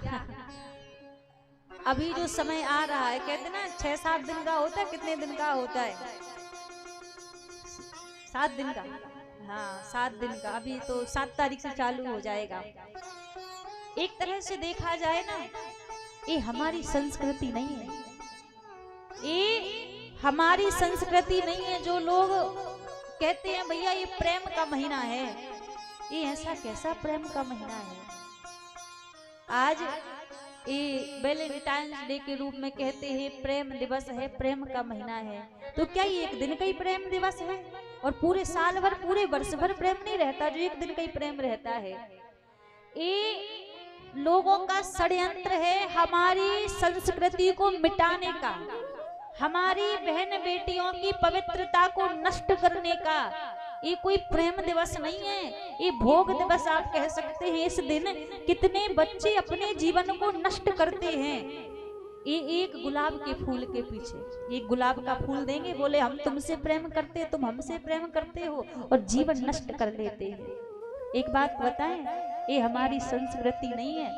हम सभी बहन बेटियों से कहेंगे वैलेंटाइंस डे वही मनाना जिसको अपने बाप की इज्जत की खबर ना हो, अपने बाप की पगड़ी के सम्मान की खबर ना हो, वही वैलेंटाइंस डे मनाने के लिए घर से निकलना। जरा याद करना, जिस पिता ने पूरा मान सम्मान से समाज में जीवन बिताया हो, आपका वो एक गुलाब के फूल के पीछे आप उस बाप की इज्जत को मिट्टी में मिला देती हो और कहती हो प्रेम दिवस है। ये कैसा प्रेम दिवस है? और प्रेम तो वो होता है जो एक पर जीवन निर्वाह कर दे। आज इसको गुलाब का फूल दे रहे हो, कल उसको गुलाब का फूल दे रहे हो, परसों उसको गुलाब का फूल दे रहे हो, ये कैसा प्रेम है? अगली वर्ष फिर किसी और को गुलाब का फूल दे रहे हो, ये कोई प्रेम है? ये कोई प्रेम नहीं है, ये भोग वासनाएं हैं जिसके पीछे तुम अपने माता पिता की इज्जत को माटी में मिला देती हो। लोगों को लगेगा कि हम ये बात यहाँ से क्यों कह रहे हैं, शायद आपको अपने बच्चों से कहने में शर्म आती हो, पर हमें शर्म नहीं आती, क्योंकि भगवान ने जिस गद्दी पर बिठाया है ना, यदि यहाँ से हम ये बात नहीं कहेंगे तो फिर कौन कहेगा आपसे। ऐसा जीवन में कर्म मत करो जिससे आपके माता पिता का सर झुक जाए, आपके माता पिता को लोगों के सामने नजरें ना मिला पाए, ऐसे जीवन में कर्म मत करो। एक पिता पूरा सम्मान से जीवन बिताता है और वही हम एक छोटा सा उल्टा सीधा ही यदि कोई कदम उठा लें तो माता पिता की इज्जत 1 मिनट में मिट्टी में मिल जाती है, नष्ट हो जाती है। तो कम से कम स्वयं का नहीं तो अपने माता पिता की इज्जत का तो ध्यान रखो। आज विवाह के पीछे, विवाह के पहले ही पता नहीं लड़कियां किस किस के साथ में घूमती हैं, बोले स्कूल जा रही हैं, कॉलेज जा रही हैं, माता पिता भरोसे में है, अरे हमारी बेटी पढ़ने के लिए गई है, हमारा बेटा पढ़ने के लिए गया है, और वो बेटे बेटी और पढ़ाई के बहाने, स्कूल के बहाने दिन दिन भर घूमते रहते हैं, गायब रहते हैं। आपको अपनी इज्जत की जरा से भी परवाह नहीं है। ये जो चरित्र है ना, जो बेटियों का चरित्र एक सफेद कागज की तरह होता है, एक बार दाग लग गया ना जीवन बीत जाएगा, वो दाग मिटने वाला नहीं है। एक बार यदि दाग लग गया तो बहुत संभल कर महाराज जीवन जीना पड़ता है, ऐसे जीवन नहीं होता है। इतनी आसानी से इस जीवन को बर्बाद मत करो। और हम देखो उन बच्चों से भी कहेंगे, कई लोग कहते हैं ना, कई बेटियां कहती हम आपसे बड़ा प्रेम करते हैं, यदि हमारे माता पिता नहीं माने तो हम आपके साथ में भाग कर विवाह कर लेंगे। बच्चे भी कहते हैं कि हम तो इतना प्रेम करते हैं कि आपके बिना मर जाएंगे, हम भाग कर विवाह कर लेंगे। वो आपका प्रेम नहीं है। और उन बेटों से भी कहें हम, जो लड़की आपसे कहे कि चलो हम भाग कर शादी कर लेते हैं, ऐसी लड़की के ऊपर जीवन में कभी भरोसा मत करना। 20-22 वर्ष जिस माता पिता के संग में उसने बिताए, जब उस माता पिता की वो सगी नहीं हुई तो 2-4 दिन से आपको मिली है तो आपकी क्या सगी हो जाएगी? आपसे बढ़िया कोई मिलेगा आपको छोड़कर भाग जाएगी? जो माता पिता की सगी नहीं वो आपकी कैसे सगी बन जाएगी? कभी उन पर भरोसा मत करो। और जीवन में कोई भी माँ बाप ऐसा नहीं है जो अपने बच्चों का गलत सोचे, जो ये सोचे कि मेरे बच्चे को दुख मिले, मेरे बच्चे को तकलीफ मिले। माता पिता तो हमेशा अपने बच्चों की प्रसन्नता ही सोचते हैं। और हम उन माता पिता से भी निवेदन करेंगे, आप भी बच्चों में ऐसे संस्कार दो कि कभी वो गलत रास्ते पर चल ही ना पाए। इसमें एक बात और है, जितनी बच्चों की गलती है वो तो है ही, लेकिन इसमें उनके माता पिता की भी गलती है। हम एक पक्ष की बात नहीं करेंगे। माता पिता शायद अपने जीवन जीने में इतने व्यस्त हो जाते हैं कि अपने बेटा बेटियों को, बच्चों को संस्कार देना ही भूल जाते हैं। अपने जीवन में इतने व्यस्त हो जाते हैं कि बच्चों में संस्कार देना भूल जाते हैं। हमें लगता है किसी कॉलेज में, किसी बढ़िया स्कूल में बच्चे को एडमिशन मिल गया तो वो सब सीख जाएगा। ये आपकी गलती है। स्कूल में बच्चे को किताबी विद्या सिखाई जाएगी, लेकिन जो हमारी संस्कृति है, जो हमारे घर का मान सम्मान है, जो मान मर्यादा है, जो अच्छे बुरे की पहचान है, ये स्कूल में नहीं सिखाया जाएगा, कॉलेज में नहीं सिखाया जाएगा। ये हमें खुद को, अपने बच्चे को सिखाना पड़ेगा। आजकल माता पिता बस इतना कहते हैं, इतना कहना तो सीख लिया क्या? बेटा माता पिता भगवान है, माता पिता को भगवान मानो। लेकिन वो बालक कैसे माता पिता को भगवान मान ले? जो पिता स्वयं रात भर दारू के नशे में धुत पड़ा है और कहे, बच्चे से कहे आप इनको भगवान मानो, तो क्या वो भगवान मानेगा? कभी नहीं मानेगा। जो माताएं आजकल इधर उधर उल्टे सीधे खुद ही आचरण कर रही हैं और फिर बच्चों से कहो कि इनको भगवान मानो, तो क्या भगवान मानेंगे वो? जो रात भर खुद घरों से गायब रह रहे, उल्टे सीधे आचरण खुद के जीवन में कर रहे हैं, और फिर उन बच्चों से कहो इनको भगवान मानो। बात बड़ी कड़वी है, लेकिन बात सच है। क्या वो बच्चा, वो बेटा, वो बेटी फिर उस माता पिता को भगवान की दृष्टि से देखेगी? कभी नहीं देखेगी। बात सीधी सीधी है। आज सीधी बात से आप विचार कीजिए। अच्छा, आप लोग जवाब दीजिएगा, है ना? यदि आज आप मदिरा पान कर रहे हैं तो कल को यदि आप अपने बच्चे को मदिरा पान करने से रोकोगे तो क्या वो मानेगा? मानेगा? अच्छा भैया आप जवाब दीजिए, मानेगा? नहीं मानेगा। तो पहले उसको हमें खुद के जीवन पर उतारना पड़ेगा, तभी तो बालक मानेगा। और जब हम उसको खुद के जीवन पर ही नहीं उतारेंगे तो हम कहां से उम्मीद लगा लेंगे कि हमारा बच्चा हमारी बात मानेगा? हम उम्मीद रखना ही फिर व्यर्थ है। तो बच्चों का यदि आप चाहती है ना आचरण अच्छा हो, आचरण बच्चों का जीवन सुंदर बने, तो सबसे पहले हमें हमारे जीवन को सुंदर बनाना पड़ेगा। हमें स्वयं के आचरण को सुधारना पड़ेगा, स्वयं की गंदी आदतों को सुधारना पड़ेगा, तब जाकर हमारा बालक कहीं सुधरेगा, हमारी बेटियां कहीं सुधरेंगी। पहले हमें खुद को सुधारना पड़ेगा। अब एक बात और, बहन बेटियां, शास्त्र तो देखो कहता ही है कि नारी दुर्गा का रूप है, दुर्गा की शक्ति है। हाँ, बात सच है कि दुर्गा की शक्ति, आदि शक्ति भवानी का रूप है। लेकिन एक बात विचार करो, आज के समय में कुछ बहन बेटियां, सबकी बात नहीं करूंगी मैं, कुछ बहन बेटियां ऐसे कर्म कर रही है कि जिन कर्मों को देखकर कोई उनको भगवान की दृष्टि से देखेगा क्या? दुर्गा की दृष्टि से देखेगा? आजकल सोशल मीडिया का जमाना है, उल्टे सीधे फटे चिटे कपड़े पहन पहन कर जो सोशल मीडिया पर नाच रही हैं, फिर उनसे कहो कि इनको दुर्गा की दृष्टि से देखो, तो क्या कोई देखेगा? कोई नहीं देखेगा। आज का समय है, कुछ आज इतने केस सुन रहे हैं, कोई अपने पति को मार कर ही ड्रम में पैक कर रही है, तो क्या इनको कोई दुर्गा की दृष्टि से देखेगा? कोई अपने पति को मारकर टालसों के नीचे दबा रही है, कोई इनको दुर्गा की दृष्टि से देखेगा, नारायण की दृष्टि से देखेगा? कभी नहीं देखेगा। तो पहले हमें वो आचरण सुधारना पड़ेगा, हमारे जीवन पर आधारित करना पड़ेगा। ये बात जानते हो आज हम क्यों कह रहे हैं? कथा किसी को याद नहीं रहेगी।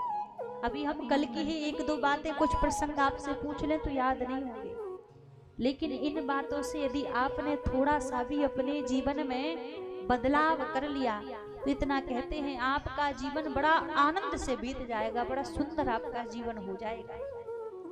और सत्संग है ही यही कि जो सही मार्ग पर चलना सिखा दे, अच्छे मार्ग पर चलना सिखा दे।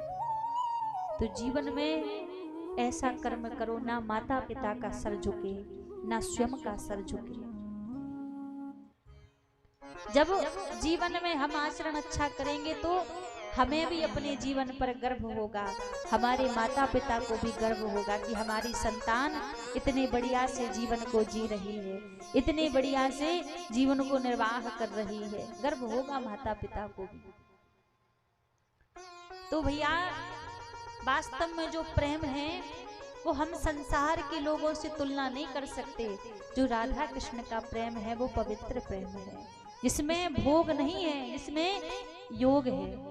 योग की भावना जहाँ हो वहाँ प्रेम है, और जहाँ भोग की भावना हो वहाँ प्रेम नहीं हो सकता।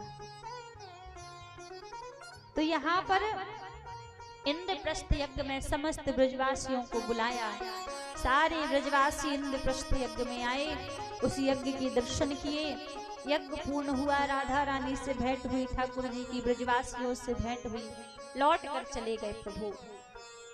फिर यहाँ पर आज राजा परीक्षित सुखदेव जी महाराज से प्रश्न करते हैं, गुरुदेव आप भगवान को करुणा सिंधु कहा करते हैं, कोई ऐसी कथा आप हमें श्रवण कराइए जिसमें भगवान ने अपने भक्त के ऊपर करुणा की हो।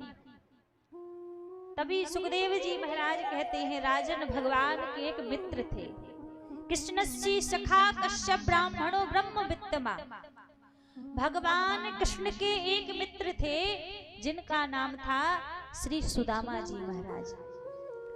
यहाँ सुदामा जी ने नहीं कहा कि भगवान कृष्ण मेरे मित्र हैं, यहाँ कन्हैया ने कहा है कि मेरे मित्र सुदामा है।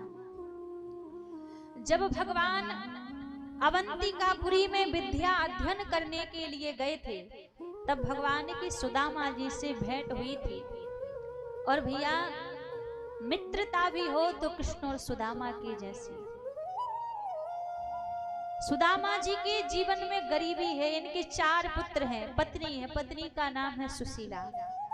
इनके घर में गरीबी है, लेकिन गरीबी के बाद भी जीवन में इतना त्याग है सुदामा जी के कि कोई वास्तव में मित्र हो तो सुदामा जी की तरह होना चाहिए। देखो, गरीबी 2 प्रकार की होती है।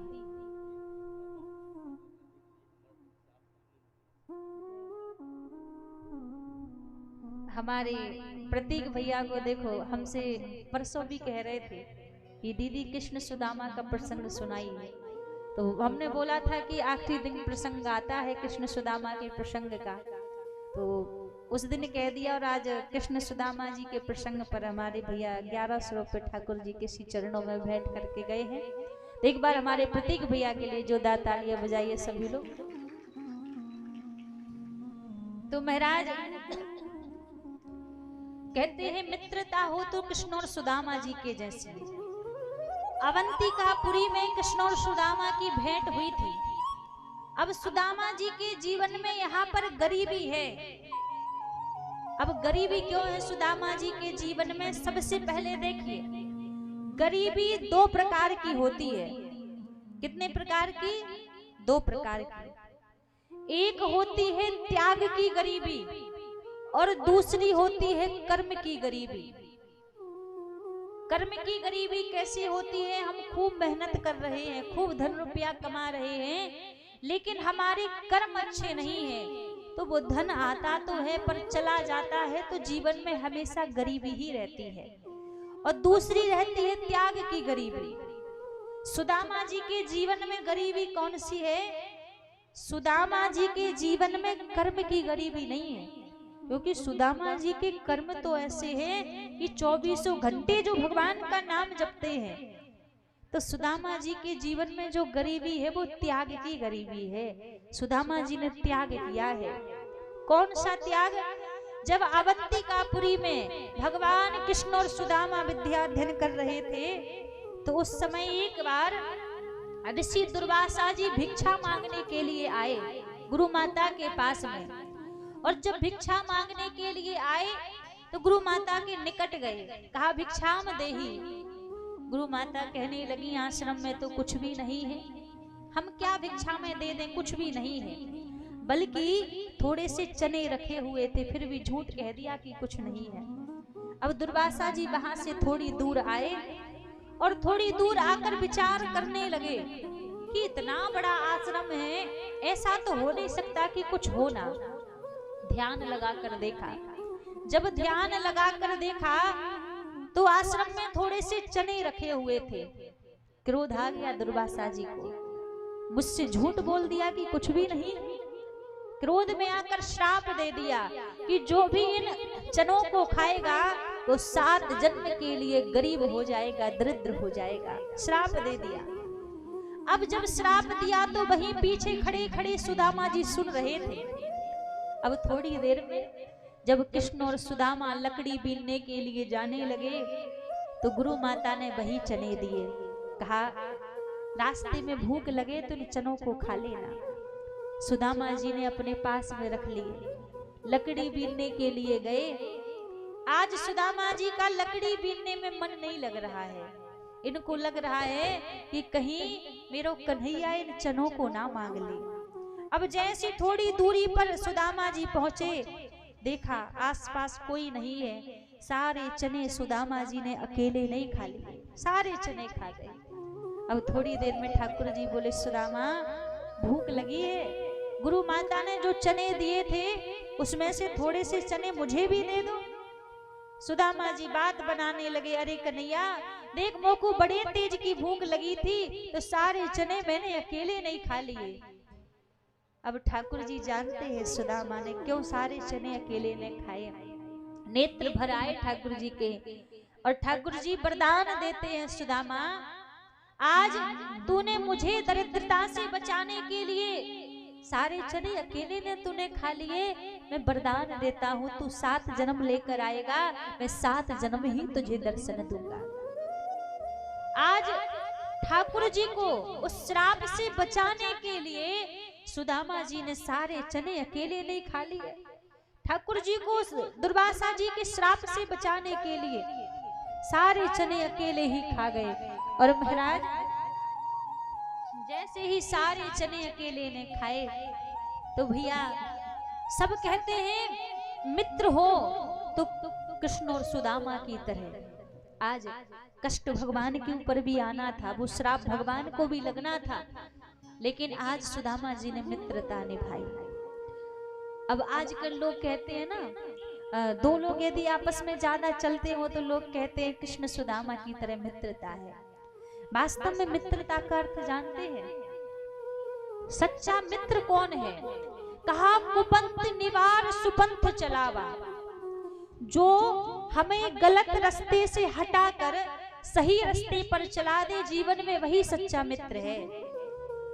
जो आपको स्वयं गलत रास्ते पर जा रहा है, आपको भी गलत रास्ते पर लेकर जा रहा है, वो जीवन में सच्चा मित्र नहीं हो सकता। एक बात बताएं, आजकल मित्रता के नाम पर लोग दुश्मनी निकालते हैं। ऊपर से मित्र बनेंगे और पीछे से आपकी बुराई करेंगे, तो वो सच्चा मित्र नहीं कहलाता। यदि मित्र की परिभाषा 2 शब्दों में कहनी पड़े तो मित्र महाराज, सच्चा मित्र नीम की तरह कड़वा होता है। जो नीम का रस है पीने में तो बड़ा कड़वा लगेगा, लेकिन उसके लाभ कितने हैं कि आपके जीवन में एक बीमारी भी नहीं रहने देगा। उसी प्रकार जो सच्चा मित्र होता है ना, जब आप कुछ गलत कर रहे होंगे तो आपको बोलेगा, आपको रोकेगा, टोकेगा आपको। उस समय आपको बुरा लगेगा कि बार बार मुझे बोलता है, बार बार मुझे रोकता है, लेकिन उसके रोकने टोकने से जो आपके जीवन में जो प्रभाव दिखेगा वो मीठे बोलने वाले लोगों के कहने से नहीं दिख सकता। क्योंकि आज के समय में जो मुंह पर बोल देते हैं, जो कड़वा बोलते हैं, उनसे सावधान रहने की जरूरत नहीं है। आज के समय में जो ज्यादा मीठा बोलता है ना, उससे सावधान रहने की आवश्यकता है। जो जितना मीठा बोलता है, समझना भैया उतना ही कुछ ना कुछ इसके मन में चल रहा है। लेकिन जो कड़वा बोलता है, मुख पर बोलता है, डांटता है, क्रोध करता है आपके ऊपर, उससे डरने की आवश्यकता नहीं है, क्योंकि वही हमें सही मार्ग पर ले जा सकता है जो कठोर वचन हमसे कह सकता है। तो मित्र तो वही है जो हमें सच्चे रास्ते पर ले जाए। और आज सुदामा जी के जैसा कोई दूसरा मित्र नहीं हो सकता। 4 दिन सुदामा जी के घर में चूल्हा नहीं जलता है। 3 घरों में मांगने के लिए जाते हैं, कुछ दान मिल जाए तो ले आते हैं, 4थे घर में नहीं जाते। आज क्या हुआ, सुदामा जी भिक्षा मांगने के लिए गए, और जब भिक्षा मांगने के लिए गए तो एक घर में कुछ तंदुल सुदामा जी को भिक्षा में मिले। दुबला पतला शरीर था, उन तंदुलों को लेकर सुदामा जी आ रहे थे, पैर फिसल गया, गिर पड़े, सारे तंदुल मिट्टी में मिल गए। उसी मिट्टी की पोटरी बनाकर सुदामा जी ने रख ली, अपने घर ले आए। सुशीला से कहा, देवी इसमें कुछ दान रखा है, इसके 2 हिस्से कर लो, एक तो भगवान को भोग लगा दो और दूसरा हमारे घर के लिए हो जाएगा। अब जैसी सुशीला ने वो पोटरी खोली तो थोड़े से ही उसमें तंदुल के दाने थे, बाकी मिट्टी ही भरी हुई है। सुशीला बोली, स्वामी ये दूसरा हिस्सा भी आप अपने भगवान को ही भोग लगा दो। थोड़े से तंदुल के दाने मिले, दोनों पति पत्नी ने भगवान को समर्पित कर दिए। जैसे ही भगवान को समर्पित किए, उसी समय द्वारिकापुरी में भगवान भोजन करने के लिए बैठे थे। 56 प्रकार के भोग ठाकुर जी के सामने रखे हैं। एक निवाला तोड़ा प्रभु ने, मुख में नहीं दिया, वहीं छोड़ दिया और बोले, रुक्मणी मेरा तो पेट भर गया। रुक्मणी जी बोली, अभी तो आपने कुछ पाया ही नहीं, कैसे पेट भर गया? ठाकुर जी बोले, रुक्मणी मेरे मित्र सुदामा के घर में 3 दिन से चूल्हा नहीं जला है, छोटे छोटे बच्चे घर में भूखे हैं, और आज थोड़ा सा दान मिला तो दोनों पति पत्नी ने मुझे समर्पित कर दिया, मेरा तो उसी में पेट भर गया। रुक्मणी जी बोली, प्रभु जब वो इतना आपसे प्रेम करते हैं तो आप उनके लिए कुछ वैभव क्यों नहीं दे देते, उनको कुछ वैभव दे दो दान में। ठाकुर जी बोले, रुक्मणी बात तो यही है, सुदामा जी कभी कुछ मांगते ही नहीं। आज हम 2 बार भगवान का नाम ले लेंगे ना तो इतनी लंबी लिस्ट धर देंगे सामने की, इतनी चीज चाहिए हमें, पर सुदामा जी का जीवन देखो, निरंतर भगवान का नाम जपते हैं पर भगवान से कुछ मांगते नहीं है। भगवान से प्रार्थना करते हैं कि हे नाथ, मेरी आदत है मांगने की, कभी मैं गलती से आपसे कुछ मांग भी लूं तो आप मुझे देना मत, मैं अगर मांगू तो मांगू, तुम ना दे देना मुझे, तुमने जो दे दिया तो आशिक नहीं मजदूर कहलाऊंगा। यदि आपने कुछ दे दिया तो आपका भक्त नहीं कहलाऊंगा, फिर तो मजदूर बन जाऊंगा।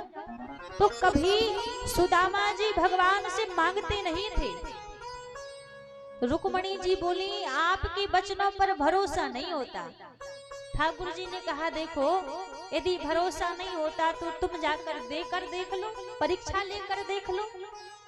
रुक्मणी जी ने कहा, मैं परीक्षा लूंगी। आज क्या हुआ, दोनों पति पत्नी सुदामा और सुशीला जंगल में लकड़ी बीनने के लिए जा रहे हैं। आगे आगे सुदामा जी चल रहे हैं, पीछे पीछे सुशीला जी चल रही हैं। माता लक्ष्मी ने, माता रुक्मणी ने क्या किया, अपनी माया के द्वारा एक सोने से भरी पोटली सामने डाल दी। जिस रास्ते से सुदामा सुशीला आ रहे थे वहीं सोने से भरी पोटली डाल दी। अब आगे आगे सुदामा जी चल रहे हैं, पीछे सुशीला आ रही है। अब जैसे ही सुदामा जी ने उस सोने से भरी पोटली को देखा, सुदामा जी उस पोटली के ऊपर मिट्टी उठाकर डालने लगे। क्यों?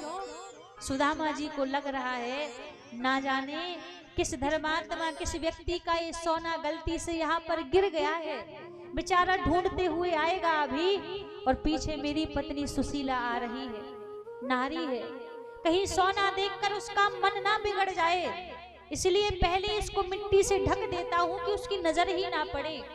तो मिट्टी उठा कर सोने के ऊपर डाल रहे हैं। इतने में पीछे से सुशीला आई और कहने लगी, स्वामी मिट्टी के ऊपर मिट्टी डालकर क्यों समय बर्बाद कर रहे हैं, चलो आगे चलकर लकड़ी को बीनना है, समय बीत रहा है। जैसे कहा, सुदामा जी के नेत्र सजल हो गए। सुदामा जी बोले, देवी मुझे लगता था कि मैं अकेला भजन करता हूँ, पर आज जो शब्द तुमने कहे कि मिट्टी के ऊपर मिट्टी डालने से क्यों समय बर्बाद कर रहे हो, इसको सुनकर मुझे लग रहा है कि वास्तव में असली भजन तो तू करती है, कि दूसरे का धन, दूसरे का सोना तुझे मिट्टी दिखाई दे रहा है, इसलिए वास्तव में सच्चे भजन का प्रभाव तो तेरे जीवन में है। मुझे तो दूसरे का सोना सोना दिखाई दिया, पर तुझे मिट्टी लग रहा है, धन्य है तेरे भाव को। दोनों पति पत्नी आगे चले गए, उस सोने को स्पर्श भी नहीं किया। माता रुक्मणी लौट कर आ गई, बोली, प्रभु आपने सच कहा था, जितना पवित्र भगवान का वो नाम लेते हैं उतना ही पवित्र दोनों का मन है, उतना ही पवित्र दोनों का भाव है। आज क्या हुआ, छोटे छोटे बच्चे हैं सुशीला के, रोते रोते सुशीला के पास आए और बोले, माँ भूख लगी है, 3 दिन से कुछ भी नहीं खाया, कुछ भोजन लाके दे दे। अब घर में कुछ हो तो सुशीला लाके दे दे। कोई भी माँ हो अपने बच्चे को भूख में मरता हुआ नहीं देख सकती। सुशीला गई और आक के वृक्ष में से दूध निकाल कर लाई, 4 हिस्सों में वो दूध रख दिया। जो आक के वृक्ष का जो दूध होता है वो बेसेला होता है। सुशीला अपने बच्चों से बोली, बेटा एक बार मेरे हृदय से लग जाओ, उसके बाद फिर इस दूध को पी लेना। चारों बच्चे बोले माँ भूख लगी है, पहले दूध पी लेने दे, दूध पीकर मर थोड़ी ना रहे हैं, फिर तेरे हृदय से लग जाएंगे। सुशीला जानती है बच्चे यदि इस दूध को पिएंगे तो जीवित नहीं रहेंगे, मर जाएंगे, लेकिन विचार कर रही है कि अभी भी तो ये बच्चे रोज भूख में मर रहे हैं। इतने में सुदामा जी आ गए, बोले देवी ये दूध कहाँ से लेकर आए? झूठ नहीं बोलती, कह दिया आपके वृक्ष का दूध है। सारा दूध सुदामा जी ने फेंक दिया और बोली पागल हो गई हो, ये दूध बच्चों को पिलाओगी बच्चे मर जाएंगे। सुशीला बोली स्वामी अभी भी तो रोज बच्चे भूख में मर रहे हैं, अभी कहाँ जीवित हैं। ये रोज रोज का दुख, रोज रोज की पीड़ा मुझसे देखी नहीं जाती। आज भी सुदामा जी भगवान से शिकायत नहीं कर रहे हैं, अपनी पत्नी को समझाने लगे। कहा देवी क्यों चिंता करती हो? यदि भगवान को इस स्थिति में देखकर हमें सुख मिलता है, भगवान को प्रसन्नता मिलती है, तो उनकी प्रसन्नता में हमें प्रसन्न रहना चाहिए, क्योंकि वास्तव में सुख वही है, भक्ति वही है। मेरे रोने से तुमको जो आए हंसी, मैं रो रो कर तुमको हंसाया करूं। भक्ति जीवन में वही है जिसमें अपना सुख ना देखा जाए। आज भी भगवान से शिकायत नहीं की, लेकिन भैया ठाकुर जी भी कब तक अपने भक्तों को कष्ट में देखें, दुख में देखें। ठाकुर जी पर रहा नहीं गया, एक साधु का रूप बनाया और आज सुशीला की झोपड़ी में आकर भगवान आवाज लगाने लगे। बोलिए श्री आज की। ये सुपेंद्र साहब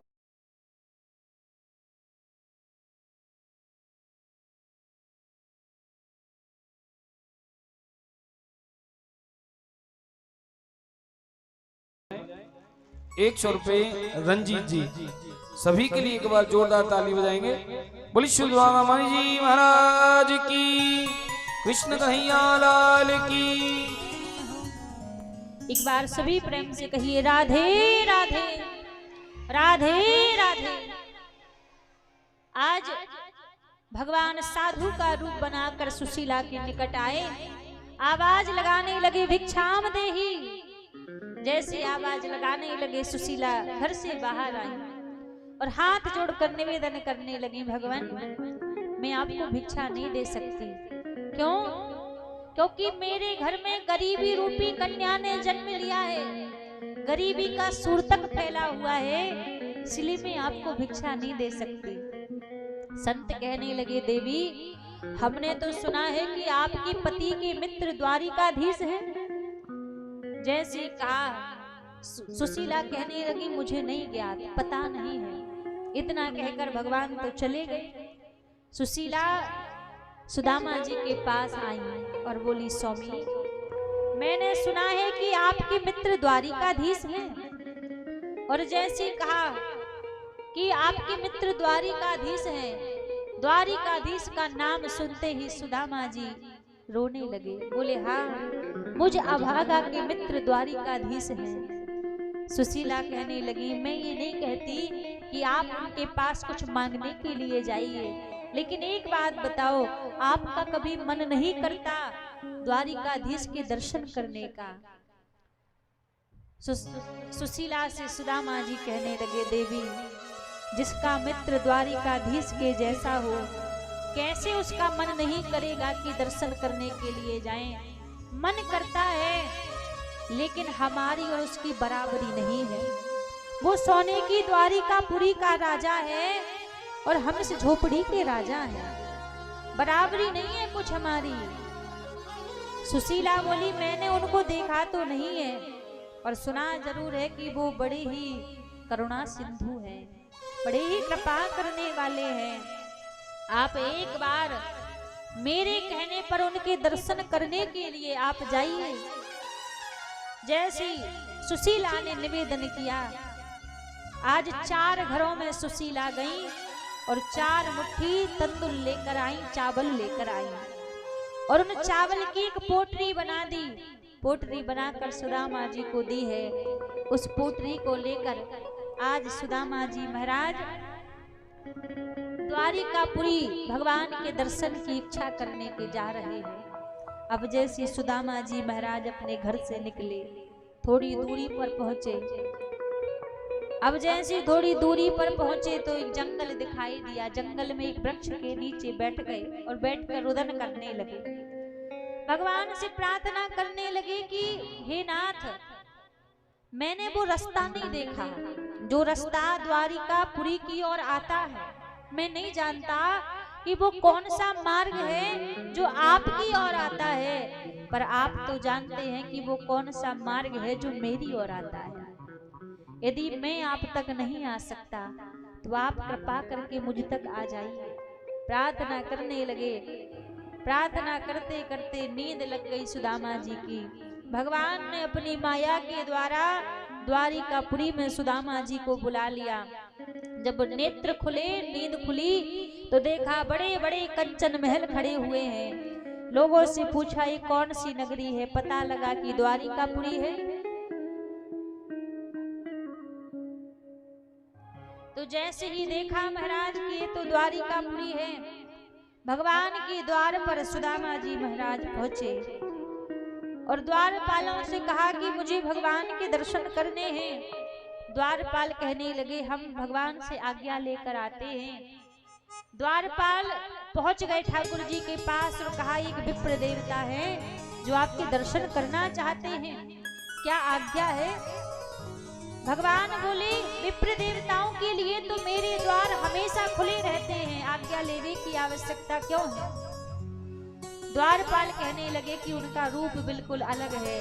शीश पगाना झगा तन पे अरु जाने को ये ही बसे के ही ग्रामा, धोती फटी सी लटी दुपटी पाह उपासन की नहीं सामा, द्वार खड़ो द्रज दुर्बल एक रयो पूछत दीन दयाल को धाम, बतावत आपनो नाम सुदामा। बोली सुदामा जी महाराज की, सुदामा जी महाराज की, श्री सुदामा जी महाराज की।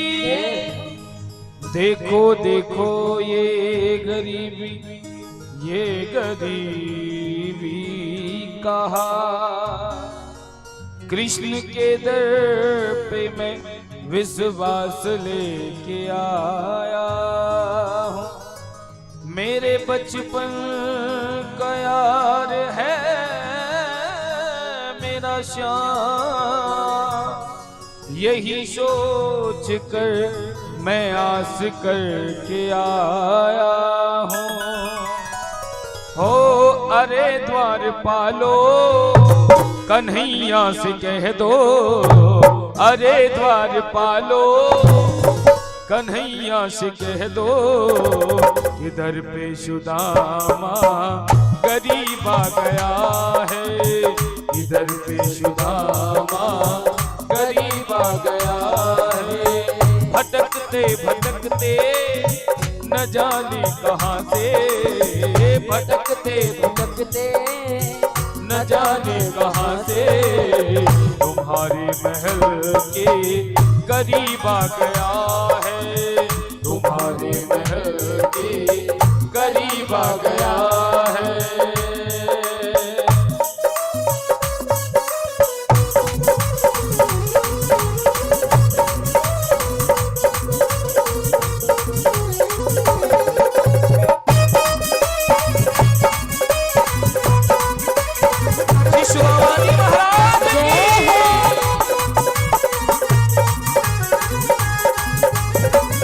सर पे है पगड़ी न तन पे है जामा, बता दो कन्हैया को नाम है सुदामा, बता दो कन्हैया को नाम है सुदामा।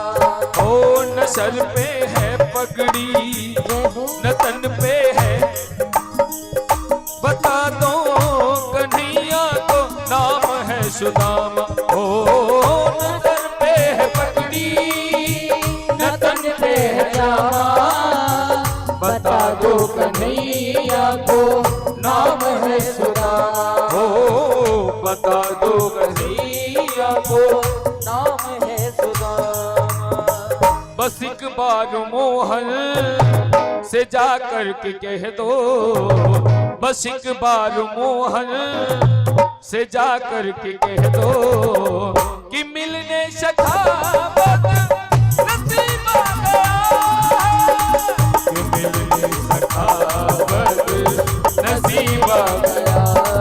हो अरे द्वार पालो कन्हैया से कह दो, अरे द्वार पालो कन्हैया से कह दो, इधर पे सुदामा गरीब आ गया है, इधर पे सुदामा गरीब आ गया है।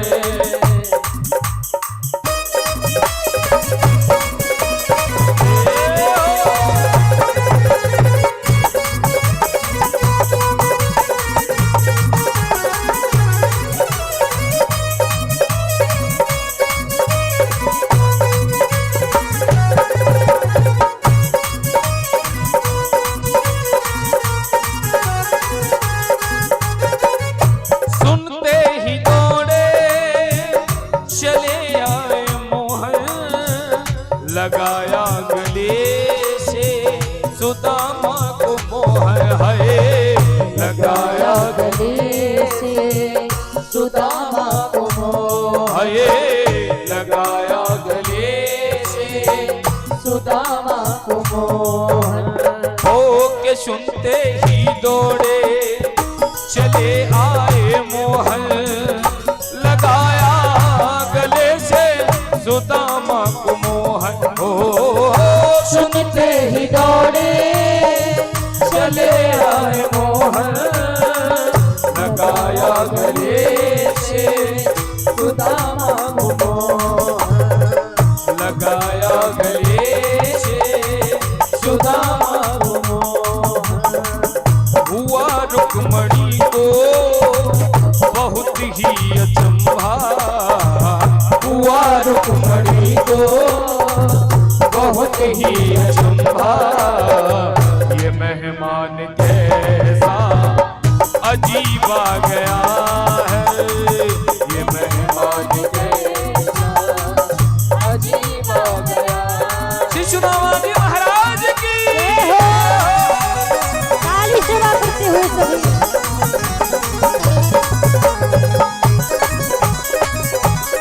गरीब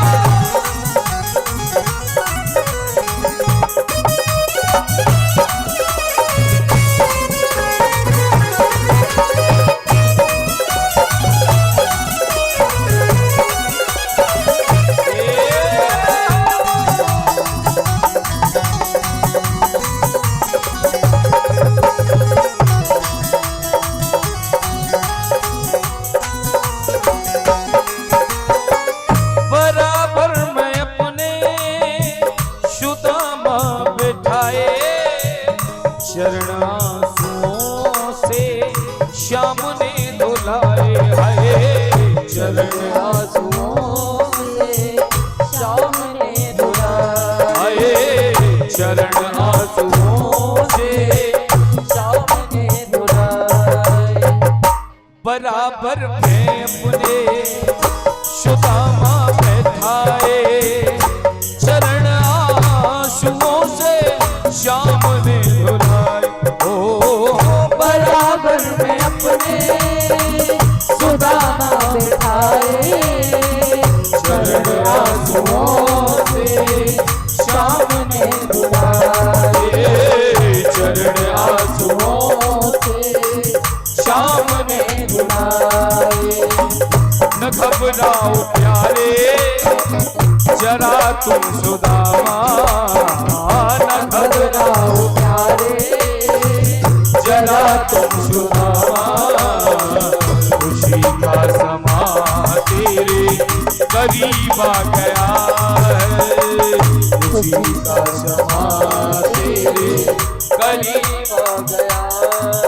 ओ अरे द्वार पालो कन्हैया से कह दो, अरे द्वार पालो कन्हैया से कह दो, ये दर पे सुदामा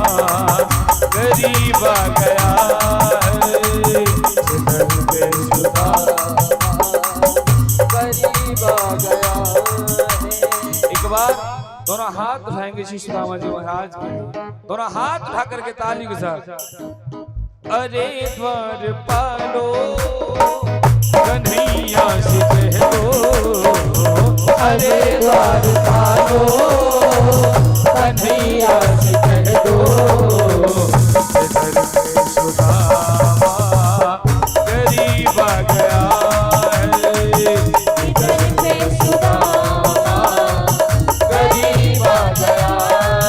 ओ भटकते भटकते न जाने कहाँ से, भटकते भटकते न जाने कहाँ से तुम्हारी महल के करीब आ गया है, तुम्हारी महल के करीब आ गया।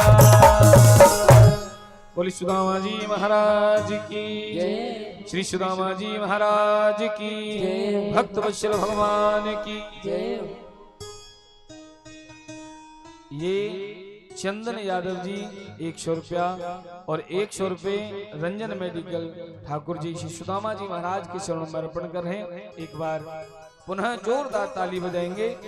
चंदन जी और हमारे रंजन जी 100 रुपये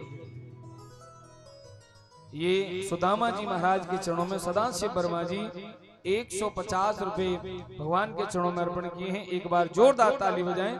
सदाशिव वर्मा जी 150 रुपये बिहारी जी के चरणों में अर्पण कर रहे हैं। जय जय श्री राधे। ये सोनू यादव जी मगरा से ये 120 रुपये, सनोज यादव जी 120 रुपये भगवान के चरणों में अर्पण किए। एक बार जोरदार ताली बजाएं। बोलिए श्री सुदामा जी महाराज की। एक बार सभी प्रेम से कहिए राधे राधे राधे राधे। यहाँ ठाकुर जी को जब पता लगा कि मेरा मित्र सुदामा आया है और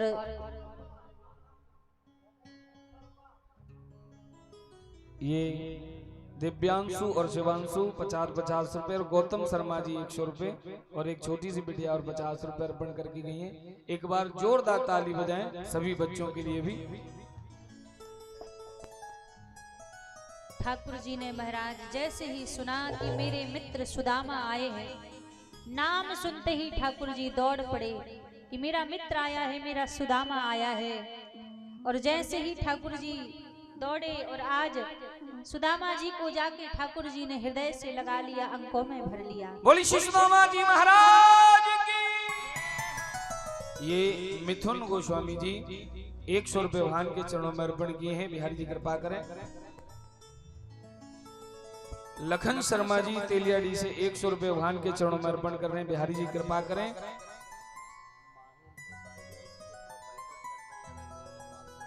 माही इंटरप्राइजर के प्रोपराइटर चंदन यादव जी की तरफ से ये 500 रुपए भगवान के चरणों में अर्पण हुए श्री सुदामा जी महाराज के। एक बार जोरदार ताली बजाएं।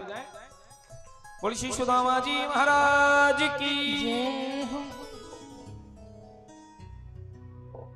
ठाकुर जी सुदामा जी को अपने महलों में लेकर आए और आज अपनी सिंहासन पर बिठाया। और जैसे अपने सिंहासन पर बिठाया, रुक्मणी जी से कहा कि जल लेकर आओ। रुक्मणी जी जल लेकर नहीं आ पाई। आज सुदामा जी की स्थिति को देखकर महाराज, देखी सुदामा की दीन दशा, करुणा करके करुणा निधि रोए। पानी परात को पात छुओ नहीं, नैनन के जल सो पगद होए। आज इतना रोए ठाकुर जी, अपने नेत्रों के जल से सुदामा जी के चरणों को धो लिया। आपस में वार्तालाप हुई, विवाह की बात चली। जब विवाह की बात चली तो ठाकुर जी सुदामा जी से कहने लगे, सुदामा ये बताओ भाभी ने मेरे लिए भेंट कहाँ भेजी है। और जब भेंट की बात आई तो आज जो तंदुर जो चावल सुदामा जी लेकर आए थे वो छुपाने लगे। और जब तंदुर छुपाने लगे, आज देखा जैसे ही ठाकुर जी ने पोटरी को छीन लिया। और जब सौरभ कृपया मंच पे आइए। सौरभ भैया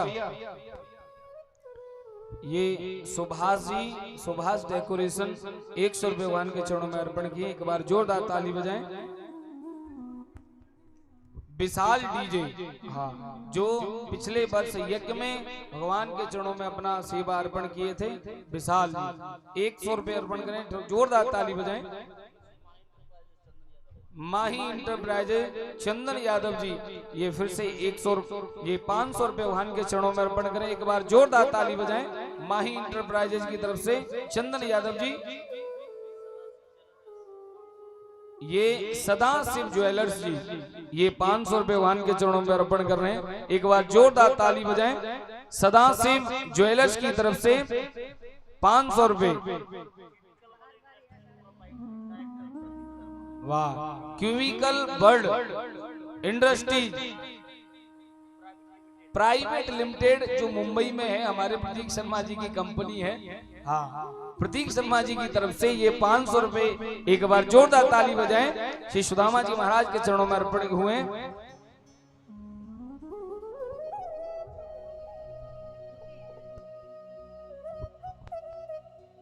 विनोद केसरी जी, ये तेलिया डी से 100 रुपए अर्पण करें। ठाकुर जी कृपा करें, आशीर्वाद बनाए रखें। बोल श्री सुदामा जी महाराज की, कृष्ण कन्हैया लाल की। यहाँ महाराज आज जब देखा ठाकुर जी ने कि जो पोटरी लेकर आए थे सुदामा जी, उसको खोला तो उसमें तंदुल है। और तंदुल भी कैसे, एक घर के तंदुल नहीं है, 4 घरों के तंदुल हैं। कोई टूटे हैं, कोई छोटे हैं, कोई बड़े हैं। उन तंदुलों को देखा ठाकुर जी और भाव विभोर हो गए। आज जैसे भगवान भाव विभोर हुए और आज प्रभु ने एक मुट्ठी तंदुल लिया और आज भगवान ने भोग लगाया, पृथ्वी का राज्य सुदामा जी को दे दिया। दूसरी मुट्ठी तंदुल लिए ठाकुर जी ने भोग लगाया, स्वर्ग का राज, स्वर्ग का वैभव सुदामा जी को दे दिया। और तीसरी मुट्ठी ठाकुर जी भोग लगाने ही वाले थे, जिसमें बैकुंठ दान में देने वाले थे। रुक्मणी जी ने आकर इशारे में रोक दिया, कहा प्रभु इतने दयाल मत बनो कि अपने रहने का स्थान भी आज आप दान में दे रहे हैं। ठाकुर जी बोले रुक्मणी तू सबको देती, मैं तुझे कभी नहीं रुकता। कहते हैं शुद्ध धारा और लक्ष्मी पापी हु के होए। पापी के घर में भी पुत्र पत्नी धन वैभव होता है, लेकिन कहा मैं तुझे कभी नहीं रोकता कि तू सबको क्यों देती है, और आज तू भक्त भगवान के बीच में आ रही है। रुक्मणी जी ने बात बदल दी, कहा भगवान सारा प्रसाद आप ही पा जाओगे या कुछ प्रसाद हम सबके लिए भी बचेगा। जो भी सुदामा जी के लाए हुए तंदुल थे, उन तंदुलों को समस्त रानियों में बांटा और सबने थोड़ा थोड़ा उस तंदुलों का भोग लगाया। महाराज जो भक्त के घर की कोई भी वस्तु हो वो प्रसाद बन जाती है। आज उन तंदुलों में भगवान ने आशीर्वाद दिया, कहा सुदामा जी के तंदुल जिसके भी घर में रहेंगे उसके घर में कभी धन वैभव की कमी नहीं होगी, उसके घर में कभी दरिद्रता निवास नहीं करेगी। उन तंदुलों में भगवान ने आशीर्वाद दिया। और आज आप सभी को भी सुदामा जी की तंदुल प्रसादी मंच से बांटी जाएगी। आप पहले ही सुन लीजिए कि इनका करना क्या है, फिर यहाँ आके लोग पूछते हैं। सभी ध्यान से सुनिएगा, यहाँ किसी को नहीं बताएंगे। फिर जो मंच के द्वारा आपको जो चावल जो तंदुल प्रसाद में मिलेंगे, इसको खाना नहीं है ना, तो लेकर खा जाओ। इनको अपने घर लेकर जाना है और लाल या पीले वस्त्र में बांधकर, या आपका जो मंदिर है या तो मंदिर में रख लेना है, या फिर आपकी जो तिजोरी है जहां आप रुपया पैसा रखते हैं वहां पर रख देना है। क्योंकि भगवान का स्वयं आशीर्वाद है इन चावलों में, इन तंदुलों में, कि जिसके घर में सुदामा जी के तंदुल प्रसादी के यदि 2 दाने भी पड़े होंगे ना, तो उसके घर में कभी गरीबी नहीं आएगी, उसके घर में कभी दरिद्रता नहीं आएगी।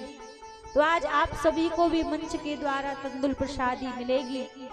तो सुदामा जी के तंदुलों का आज भगवान ने भोग लगाया, सुदामा जी को वैभव दिया, सुदामापुरी का निर्माण कर दिया। सुदामा जी वहां से लौट कर चले गए। कृपा की भगवान ने सुदामा जी के ऊपर, इसीलिए भगवान का नाम करुणा सिंधु पड़ा। आगे दत्तोत्रेय जी के 24 गुरुओं की कथा श्रवण कराई, फिर कलयुग के दोषों की कथा श्रवण कराई। इस कलयुग में वैसे तो दोष ही दोष है, लेकिन कलयुग का एक प्रभाव है, कलयुग केवल नाम आधारा, सुमर सुमर नर उतर ही पारा। और युगों में तपस्या तप ध्यान इत्यादि करना पड़ता था, पर कलयुग में ना तप करना है ना ध्यानस्थ होना है, केवल मात्र भगवान का नाम गाते गाते भवसागर से व्यक्ति पार हो जाएगा। ये कलयुग का प्रभाव है। फिर महाराज बोलिए बांके बिहारी लाल की जय। ये 50 रुपए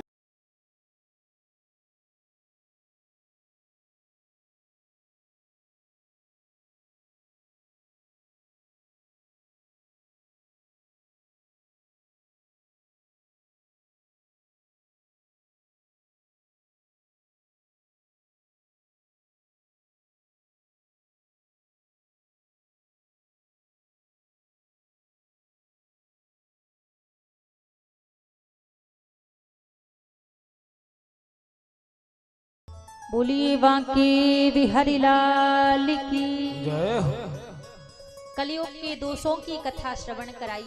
फिर आज सुखदेव जी महाराज राजा परीक्षित से कहते हैं, राजन आज 7वां दिन है, कुछ ही देर में तक्षप आने वाला है, तुम्हें डस लेगा, तुम्हारी मृत्यु हो जाएगी, तुम्हें भय नहीं लग रहा है। राजा परीक्षित बोले, मुझे किस बात का भय है, तक्षप मुझे थोड़ी ना डसेगा, मेरे शरीर को स्पर्श करेगा और मैं तो आत्मा हूं। सुखदेव जी महाराज बोले, बस मैं तुम्हारे हृदय से मृत्यु का डर मिटाना चाहता था, लेकिन जब तक मैं यहाँ पर रहूंगा तब तक तक्षप नहीं आएगा, तुम मुझे यहाँ से विदाई दो, मेरे जाने के बाद ही यहाँ पर तक्षप आएगा। आज सुखदेव जी महाराज राजा परीक्षित से विदाई मांग रहे हैं। राजा परीक्षित बोले, गुरुदेव मेरे पास तो अब कुछ देने के लिए बचा ही नहीं है, मैं तो सर्वस्व त्याग कराया हूँ, आपको विदाई में क्या समर्पित करूं। तब सुखदेव जी महाराज कहते हैं, राजन किसी भी विधान के बाद विदाई देना आवश्यक है। क्यों? क्योंकि कहा यज्ञ 3 प्रकार के होते हैं। कितने प्रकार के? 3 प्रकार के यज्ञ होते हैं। एक होता है देव यज्ञ, दूसरा होता है पितृ यज्ञ और तीसरा होता है धर्म यज्ञ। तो 3 प्रकार की यज्ञों की विधान अलग अलग है। कहा जो देव यज्ञ है, देव यज्ञ की पत्नी का नाम है स्वाहा। आप जब हवन करते हैं ना, तो पंडित जी कहते हैं कि स्वाहा बोलो, स्वाहा शब्द का उच्चारण करो। जब तक हम स्वाहा नहीं बोलते, हमारी आहुति देवताओं तक नहीं पहुंचती और उसका पुण्य हमें नहीं मिलता। और दूसरा यज्ञ है पितृ यज्ञ, जो पूर्वजों के लिए किया जाता है। पितृ यज्ञ की पत्नी का नाम है स्वधाहा। वहां स्वाहा नहीं कहते, वहां स्वधाहा शब्द का उच्चारण होता है। जब तक आप आहुति के साथ में स्वधाहा शब्द का उच्चारण नहीं करोगे, तब तक आपका पुण्य आपके पूर्वजों को नहीं मिलेगा। और तीसरा है धर्म यज्ञ। धर्म यज्ञ की पत्नी का नाम है दक्षिणा। आप षोडश उपचार की पूजा कराओ या सत्यनारायण की पूजा कराओ या यज्ञ कराओ या अनुष्ठान कराओ, कोई भी आप पूजा कथा कराओ, उसके बाद इच्छा अनुसार जब तक आप विदाई स्वरूप में कुछ दक्षिणा प्रदान नहीं करते, तब तक उसका लाभ नहीं मिलता, उसका पुण्य नहीं मिलता। तो सुखदेव जी महाराज कहने लगे, राजन जब तक कुछ आप दक्षिणा प्रदान नहीं करोगे तो आपने जो कथा सुनी है इसका लाभ नहीं मिलेगा, इसका पुण्य नहीं मिलेगा। आज सुखदेव जी महाराज से परीक्षित कहते हैं, गुरुदेव मेरे पास देने के लिए तो कुछ नहीं है, लेकिन आज तक्षप मुझे स्पर्श करे उससे पहले मैं दक्षिणा स्वरूप में अपने हृदय को आपके चरणों में समर्पित करता हूँ। आज अपना हृदय ही समर्पित कर दिया। सुखदेव जी वहां से गए, तक्षप आया, राजा परीक्षित को स्पर्श किया और आज तक्षप के स्पर्श करने से पहले ही हृदय से राजा परीक्षित भगवान में समाहित हो गए थे। तो महाराज आज 7वां दिन है, हमने भी आपको 7 दिन कथा सुनाई है, तो आप हमें विदाई नहीं दोगे? कौन कौन हमें विदाई देगा? हाथ ऊपर करके दिखाओ। सभी विदाई देंगे। अच्छा देखो, डरो मत, हम ये नहीं कह रहे कि आप पैसा रुपया ही हमें विदाई में दें। हमारी विदाई में आपका जो स्नेह प्रेम है, यही जीवन पर्यंत बना रहे, यही हमें बहुत है, यही पर्याप्त है। क्योंकि धन दौलत से बड़ी भी एक वस्तु होती है, वो होता है प्रेम, वो होता है स्नेह है। और जो 7 दिन आपने खूब प्रेम दिया है, खूब स्नेह हमें यहाँ पर दिया है, जिसका कर्ज यदि कह दिया जाए तो प्रेम का कर्ज कोई नहीं चुका सका है। तो 7 दिन आपने खूब स्नेह प्रेम यहाँ पर दिया। पिछले वर्ष भी आए थे तो पिछले वर्ष भी खूब प्रेम स्नेह आप सबके द्वारा यहाँ पर मिला था हमें, और उसी प्रेम के कारण इस वर्ष फिर आने को मिला। हमारे प्रतीक भैया की पूरी जो कमेटी है, पूरी जो मंडली है, सबके नाम तो नहीं जानते हम। चंदन भैया हैं, हमारे सदाशिव भैया हैं, और भी जितने भैया जी लोग हैं, नाम से तो हम परिचित है नहीं ज्यादा। तो आप सभी का ये इतना स्नेह प्रेम ही था जो हमें दोबारा फिर यहाँ पर आने के लिए मिला है। पैसा रुपया अपनी जगह है, बस हम यही कहेंगे कि हमारा जो स्नेह प्रेम है ये जीवन पर्यंत बना रहे, क्योंकि प्रेम से बड़ी कोई वस्तु नहीं होती है। 7 दिन खूब प्रेम दिया। इस बार हम जो रुके हैं ना, सदाशिव भैया के घर में ही रुके हुए हैं। तो 7 दिन हमारी भाभी जी है, बिटिया है पीहू, घर जैसा ही बिल्कुल प्रेम स्नेह मिला। ऐसा नहीं लगा कि हम किसी दूसरे के घर में रुके हैं या फिर अपना घर छोड़कर किसी दूसरे के घर में है, ना, बिल्कुल घर जैसा स्नेह प्रेम हमें वहां पर मिला है। तो बस हम यही कहेंगे कि आपका जो हमारे प्रति प्रेम है यही जीवन पर्यंत बना रहे, यही ठाकुर जी ऐसी हमारा जो प्रेम का संबंध है यही इसको ही जोड़ के रखे, यही सबसे बड़ी चीज है हमारे लिए। तो महाराज वैसे जो विधान है वो विधान आपको समझाया हमने विदाई का, पर सबसे बड़ी चीज तो प्रेम ही है। और देखो अभी कोई जाएगा नहीं, जल्दी तो नहीं है ना किसी को। आज बड़ी सुंदर झांकी हम सबके बीच में है, बड़ा सुंदर उत्सव होना है। कौन सा? होली महोत्सव। फूल की होली होनी है, गुलाल की भी होली होनी है, लेकिन सबसे पहले ठाकुर जी का पूजन होगा, पुराण पूजन होगा। जो विदाई का पुराण का जो विधान है, पहले पूजन होगा, उसके बाद बड़े ही धूमधाम से इस प्रांगण में, आज ये नहीं लगेगा कि धमना का प्रांगण है ना, ये जाते जाते वृंदावन बनाकर ही हम यहाँ से जाएंगे। हाँ, सबको ये लगेगा कि हमने वृंदावन में ठाकुर जी के संग में होली खेल ली है। तो अच्छा, कौन कौन ठाकुर जी के संग में आज होली खेल कर जाएगा? पक्का? बीच में तो नहीं जाएगा ना कोई? हाँ, आज आखिरी दिन है, ठाकुर जी के संग में होली खेल कर ही सबको जाना है। तो आप सभी का जो स्नेह प्रेम है बस यही जीवन पर्यंत बना रहे।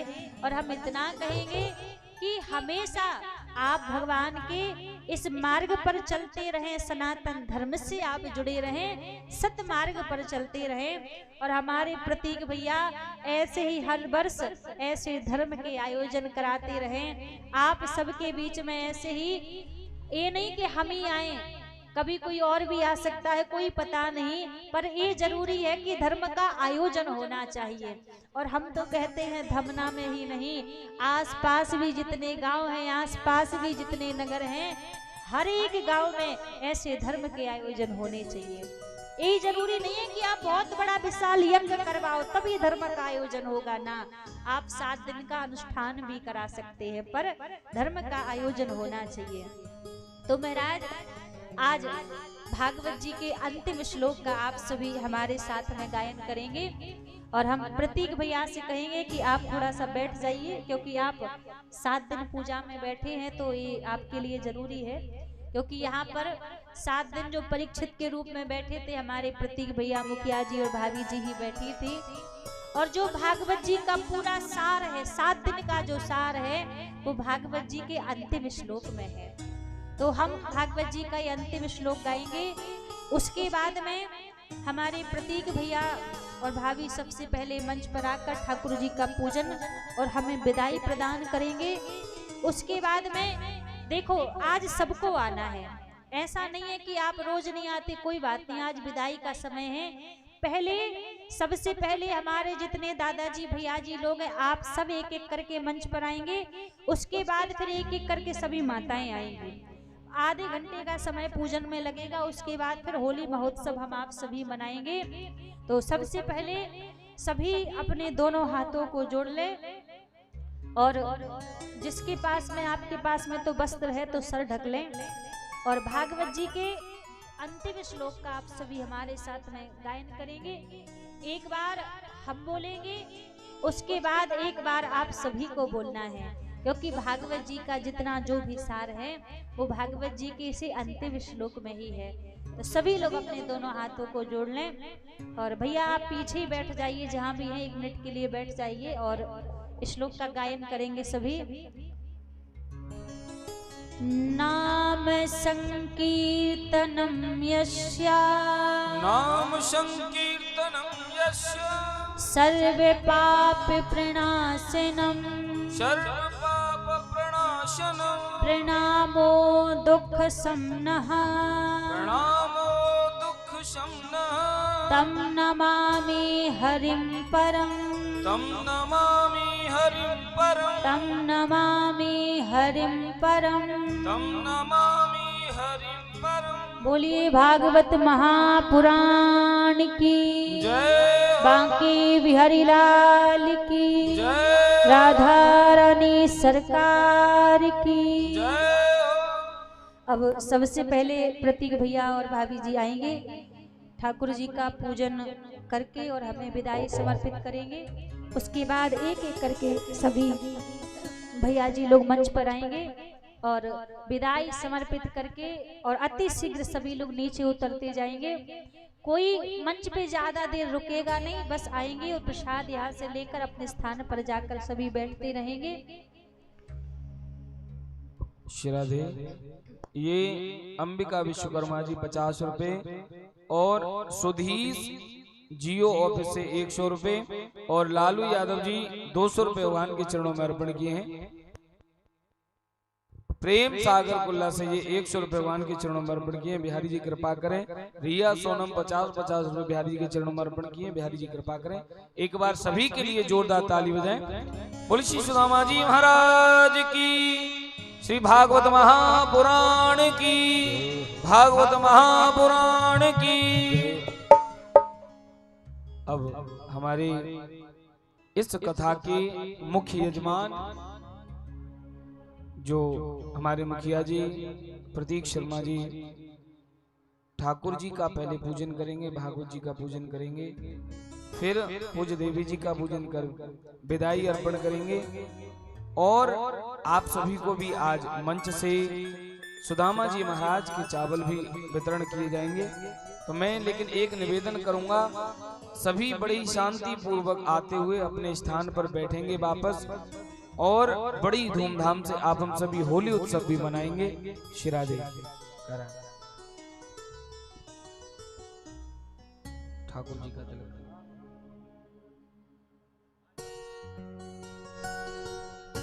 बोले श्री भागवत महापुराण की जय, भक्त वत्सल भगवान की जय।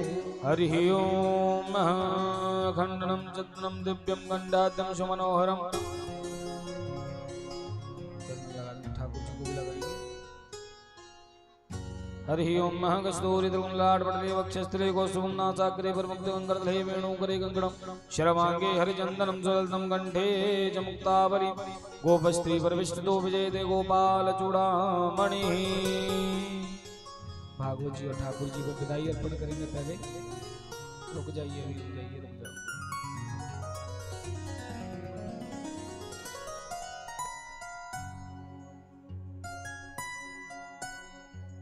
शिरादे विदाई अर्पण करेंगे।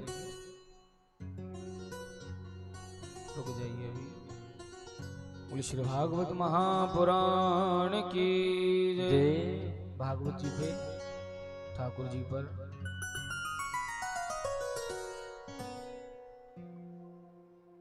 ये 1100 रुपए से पूज्य देवी जी का पूजन हमारे इस कथा के मुख्य यजमान मुखिया जी पूजन करें, एक बार जोरदार ताली बजाएंगे। अब मैं निवेदन करूं, एक एक करके हमारे जितने भी भैया जी और दादाजी लोग हैं, आप सभी ठाकुर जी के पूजन और श्री सुदामा जी महाराज के अक्षत प्रदान प्राप्त करते हुए अपने अपने स्थान पर बैठेंगे। मैं निवेदन करूं, पहले हमारी माताएं अभी थोड़ी देर रुकेंगी। जितनी भी माताएं हैं आप सभी को भी अवसर मिलेगा, तो पहले हमारे सभी दादाजी भैया जी लोग जो भी आना चाहें आप आ सकते हैं। सभी माताएं हमारी केवल 5 मिनट वेट करेंगी, पहले भैया जी लोग, फिर उसके बाद सभी माताएं। हो राम का नाम लेकर जो मर जाएंगे, वो अमर नाम दुनिया में कर जाएंगे। राम का नाम लेकर जो मर जाएंगे, वो अमर नाम दुनिया में कर जाएंगे। राम का नाम लेकर जो मर जाएंगे, वो अमर नाम दुनिया में कर जाएंगे। राम का नाम लेकर जो मर जाएंगे, वो अमर नाम दुनिया में कर जाएंगे। ये न पूछो कि मर कर किधर जाएंगे, ये न पूछो कि मर कर किधर जाएंगे। ये न पूछो कि मर कर किधर जाएंगे। ये न पूछो कि मर कर किधर जाएंगे। वो जिधर भेज देंगे उधर जाएंगे। वो जिधर भेज देंगे उधर जाएंगे। वो जिधर भेज देंगे उधर जाएंगे। वो जिधर भेज देंगे उधर जाएंगे। राम का नाम लेकर जो मर जाएंगे, राम का नाम लेकर जो मर जाएंगे, वो अमर नाम दुनिया में कर जाएंगे। वो अमर नाम दुनिया में कर जाएंगे। और देखिए, मैं माताओं से निवेदन करूंगा, अभी हमारी माताएं बैठी रहेंगी कुछ समय। जितने भी हमारे भैया जी लोग आ रहे हैं पहले उन्हें आने दें। जितनी भी माताएं हैं सभी शांति से बैठे रहें। देखिए, सभी को अवसर मिलेगा, तो मेरा निवेदन है अभी आप सभी बैठी रहें। पहले हमारे जितने भी दादाजी भैया जी लोग हैं आप सभी एक एक करके आते हुए प्रसाद लेते हुए अपने अपने स्थान पर बैठते जाएंगे। दीपक विश्वकर्मा जी 100 रुपए। हो राम का नाम लेकर जो मर जाएंगे, राम का नाम लेकर जो मर जाएंगे, वो अमर नाम दुनिया में कर जाएंगे। वो अमर नाम दुनिया में कर जाएंगे। हे वो अमर नाम दुनिया में कर जाएंगे। वो अमर नाम दुनिया में कर जाएंगे। ये न पूछो कि मर कर किधर जाएंगे। ये न पूछो कि मर कर किधर जाएंगे। ये न पूछो कि मर कर किधर जाएंगे। ये न पूछो कि मर कर किधर जाएंगे। वो जिधर भेज देंगे उधर जाएंगे। वो जिधर भेज देंगे उधर जाएंगे। राम का नाम लेकर जो मर जाएंगे, राम का नाम लेकर जो मर जाएंगे, वो अमर नाम दुनिया में कर जाएंगे। वो अमर नाम दुनिया में कर जाएंगे। हाँ, वो अमर नाम दुनिया में कर जाएंगे। वो अमर नाम दुनिया में कर जाएंगे। श्री भक्तवत्सल भगवान की।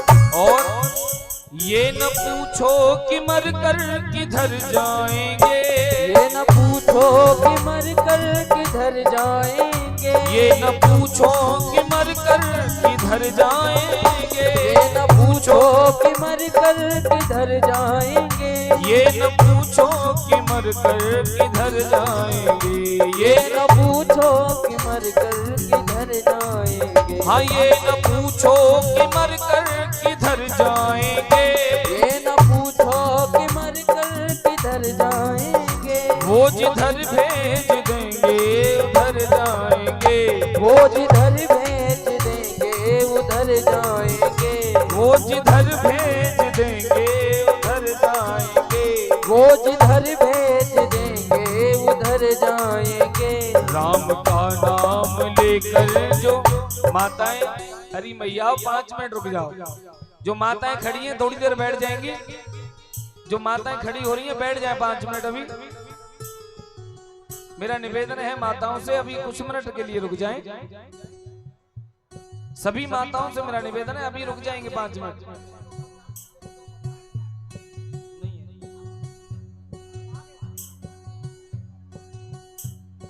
जो माताएं खड़ी हुई हैं मेरा निवेदन है बैठ जाएं। चंदन भैया माताओं से बोलिए माताएं रुक जाइए थोड़ी देर।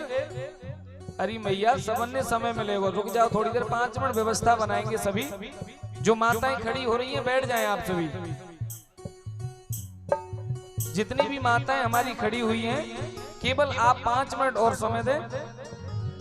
हमारे जितने भी भाई लोग आ रहे हैं वो आते हुए शीघ्र आएंगे, इसके बाद सभी माताओं को अवसर मिलेगा।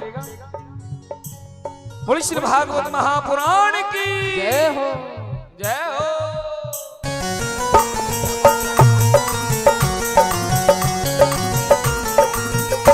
और देखिए मेरा निवेदन है सभी बड़ी शांति पूर्वक माताएं बैठेंगे 5 मिनट बस, क्योंकि हमारे भाई लोग सब हो चुके हैं। और देखिए कल बड़ा ही सुंदर आप सभी को हवन में बैठने का शुभ अवसर मिलेगा। कल सुबह 10 बजे से हवन प्रारंभ होगा। तो मेरा निवेदन है जो भी इस यज्ञ में इस कथा में सम्मिलित हुए हैं, चाहे हमारी माताएं हैं भाई बंधु जितने भी भक्त हैं, सभी इस हवन यज्ञ में आप शामिल हो सकते हैं। कल 10 बजे से यज्ञ हवन प्रारंभ होगा और आप केवल एक गरी का गोला और थोड़ी सी अपने लिए सामग्री लाएंगे, हवन सामग्री लाएंगे। उसके द्वारा आप सभी अपना अपना हवन में सम्मिलित होकर हवन करेंगे।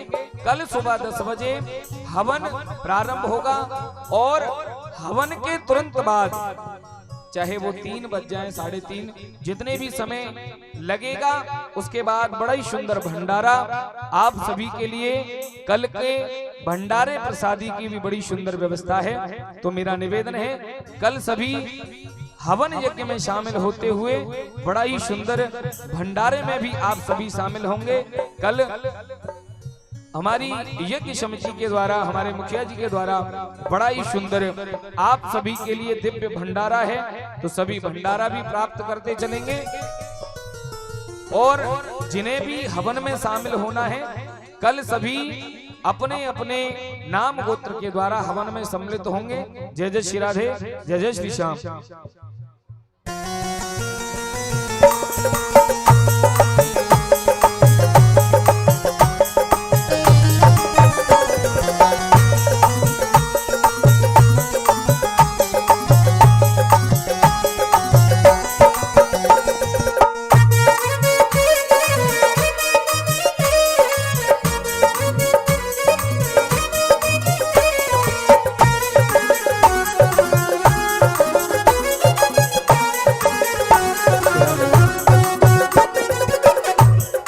और कल मेरा निवेदन है जो यज्ञ में यजमान बने हुए थे सभी हमारे यजमान कल हवन में जरूर शामिल होंगे।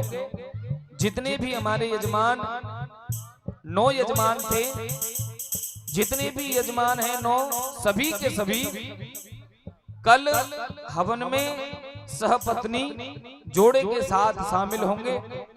सभी समय से पधार कर कल के यज्ञ हवन में आप सभी शामिल होंगे। और भी जितने भी हमारी माताएं भाई बंधु यहाँ कथा श्रवण करने आए हैं, अपने घर की शांति के लिए, अपने जीवन की शांति के लिए जो भी इस हवन यज्ञ में शामिल होना चाहें आप सभी हो सकते हैं। और चंदन भैया थोड़ा रोक रोक करके चढ़ाएंगे, पहले उतारेंगे, थोड़ा आगे खड़े हो, नीचे बिल्कुल चढ़ने नहीं दीजिए, जो ऊपर हैं उनको उतारते चलिए। हाँ, जो माताएं हैं थोड़ा सा उतरते चलेंगी। हाँ, आप ऊपर आ जाओ, नीचे करते चलो थोड़ा सा। हो राम का, देखिए जो माताएं प्रसाद लेती चल रही है, मेरा निवेदन है मंच पे नहीं खड़ी होंगी, जितनी भी माताएं खड़ी हैं, और बच्चे ऊपर नहीं आए, बच्चों को ऊपर नहीं आने दें कृपया, क्योंकि घर से बड़े बड़े लोग आ जाएं। राधे श्याम। मैया, ए मैया, समय नहीं लगाएंगे, मंच पर दाऊ कृपया शीघ्र करेंगे। राम का नाम लेकर जो मर जाएंगे वो अमर नाम दुनिया में कर जाएंगे। राम का नाम लेकर जो मर जाएंगे वो अमर नाम दुनिया में कर जाएंगे। राम का नाम लेकर जो मर जाएंगे वो अमर नाम दुनिया में कर जाएंगे। राम का नाम लेकर जो मर जाएंगे वो अमर नाम दुनिया में कर जाएंगे। हेलो राधे। और देखिए फोटो आज सभी के साथ में सबसे लास्ट में होगा। अभी मंच पर कोई भी मोबाइल के साथ फोटो नहीं खींचेगा क्योंकि समय नहीं है। फोटो आज होली के बाद होगा। देवी जी आप सभी के लिए यही मंच पर बैठेंगी रात भर, सभी रात भर फोटो खींचिएगा। हाँ, लेकिन अभी मंच पर कोई फोटो नहीं खींचेगा। और मैं मुखिया जी से भी हाथ जोड़ के निवेदन करूंगा। हाँ, थोड़ा सा निवेदन है, अभी के लिए थोड़ा सा अपनी भावनाओं को कंट्रोल करेंगे। ये न पूछो कि मर कर किधर जाएंगे, ये न पूछो किधर जाएंगे, ये न पूछो कि मर कर किधर जाएंगे, ये न पूछो कि मर कर किधर जाएंगे। वो जिधर भेज देंगे उधर जाएंगे, वो जिधर भेज देंगे उधर जाएंगे। देखिए आज हम ये कहते हैं अगर किसी की बदौलत एक इंसान भी अगर सुधर जाए तो ये मानिए इस जीवन का सार्थक होना बिल्कुल सत्य है। और हमने सुना कि आज चंदन भैया जहां पे हैं बड़ी कृपा है ठाकुर जी की। हाँ, और देखिए कैसे भी अगर एक व्यक्ति अपने सदकर्म पे सदमार्ग पे अगर आ जाए तो बड़ी कृपा है ठाकुर जी की। तो ये बड़ी ठाकुर जी की बड़ी यज्ञ नारायण भगवान की कृपा हुई। आप हम सभी के मध्य ठाकुर जी पधारे हैं श्रीधाम वृंदावन से, बड़ी कृपा है। राम का नाम लेकर जो मर जाएंगे वो अमर नाम दुनिया में कर जाएंगे। राम का नाम लेकर जो मर जाएंगे वो अमर नाम दुनिया में कर जाएंगे। ये न पूछो कि मर कर किधर जाएंगे, ये न पूछो कि मर कर किधर जाएंगे, ये न पूछो कि मर कर किधर जाएंगे, ये न पूछो कि मर कर किधर जाएंगे। वो जिधर भेज देंगे उधर जाएंगे, वो जिधर भेज देंगे उधर जाएंगे। राम का नाम लेकर जो मर जाएंगे, राम का नाम लेकर जो मर जाएंगे वो अमर नाम दुनिया में कर जाएंगे, वो अमर नाम दुनिया में कर जाएंगे। राम नाम की नैया पे होकर सवार, राम नाम की नैया पे होके सवार, राम नाम की नैया पे होके सवार, राम नाम की नैया पे होके सवार। भव सागर से प्यारे हम तर जाएंगे, भव सागर से प्यारे हम तर जाएंगे, ओ भव सागर से प्यारे हम तर जाएंगे, भव सागर से प्यारे हम तर जाएंगे। राम का नाम लेकर जो मर जाएंगे, राम का नाम लेकर जो मर जाएंगे वो अमर नाम दुनिया में कर जाएंगे, वो अमर नाम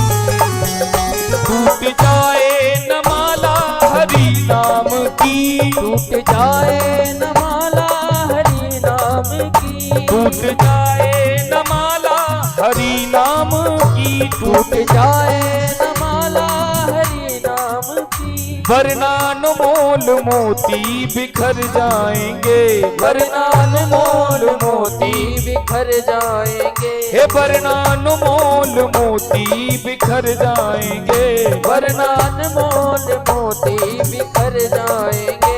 राम का नाम लेकर जो मर जाएंगे, राम का नाम लेकर जो मर जाएंगे, वो अमर नाम दुनिया में कर जाएंगे, वो अमर नाम दुनिया में कर जाएंगे। रामचंद्र भगवान की जय हो।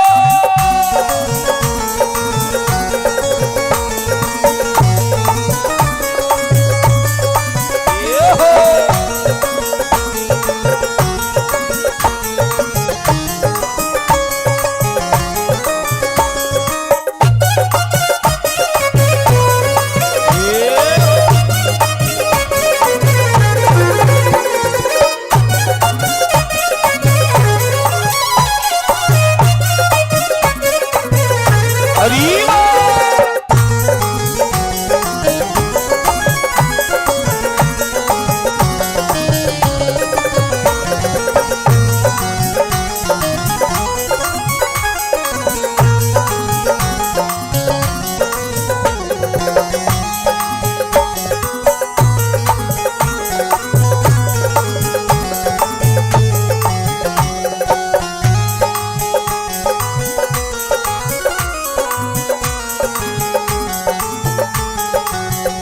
आप मानो न मानो खुशी आपकी, आप मानो न मानो खुशी आपकी, आप मानो न मानो खुशी आपकी, आप मानो न मानो खुशी आपकी। राधे। देखिए छोटे छोटे बच्चे ऊपर नहीं आए, हाँ लग जाएगी आप सभी के। बेटा मम्मा को भेज दो, मम्मा आ रहे हैं ना साथ में, आप नहीं आइए। छोटे छोटे बच्चों को नहीं चढ़ने तो लग जाएगी आप। हे आप मानो न मानो खुशी आपकी, आप मानो न मानो खुशी आपकी, आप मानो न मानो खुशी आपकी, आप मानो न मानो खुशी आपकी, आप मानो न मानो खुशी आपकी, आप मानो न मानो खुशी आपकी, आप मानो न मानो खुशी आपकी, आप मानो न मानो खुशी आपकी। और आज 7 दिन तक पूज्य देवी जी ने खूब कहा कि भैया ताली बजाओ, थोड़ा नाच लो, थोड़ा गा लो, लेकिन आज विश्राम है। आज नहीं कहेंगे आप नाचो गाओ ताली बजाओ, ये आपकी इच्छा, आपकी हरी इच्छा है। आप मानो न मानो खुशी आपकी, आप मानो न मानो खुशी आपकी, हम मुसाफिर हैं अब अपने घर जाएंगे, हम मुसाफिर हैं अब अपने घर जाएंगे, हम मुसाफिर हैं अब अपने घर जाएंगे, हम मुसाफिर हैं अब अपने घर जाएंगे। राम का नाम लेकर जो मर जाएंगे, राम का नाम लेकर जो मर जाएंगे, वो अमर नाम दुनिया में कर जाएंगे, वो अमर नाम दुनिया में कर जाएंगे। अरे भैया मेरा निवेदन है कोई भी ऐसे चौकी पे नहीं गूंदे, ये खड़ी इस पे ना गूंदे कोई भी, आपके ही लग जाएगी उसमें। और आराम आराम से माताएं आते चलें उतरते चलें, बड़ी सुंदर व्यवस्था बनी हुई है। हमारे मुखिया जी के सभी भैया जन लगे हुए हैं, तो मेरा निवेदन है आप भी थोड़ा शांति पूर्वक और व्यवस्था से उतरते चलें चढ़ते चलें, ऐसे ऊपर से कोई भी न कूदे, लग जाएगी नहीं ऐसे आप सभी के। आप मानो न मानो खुशी आपकी, आप मानो न मानो खुशी आपकी,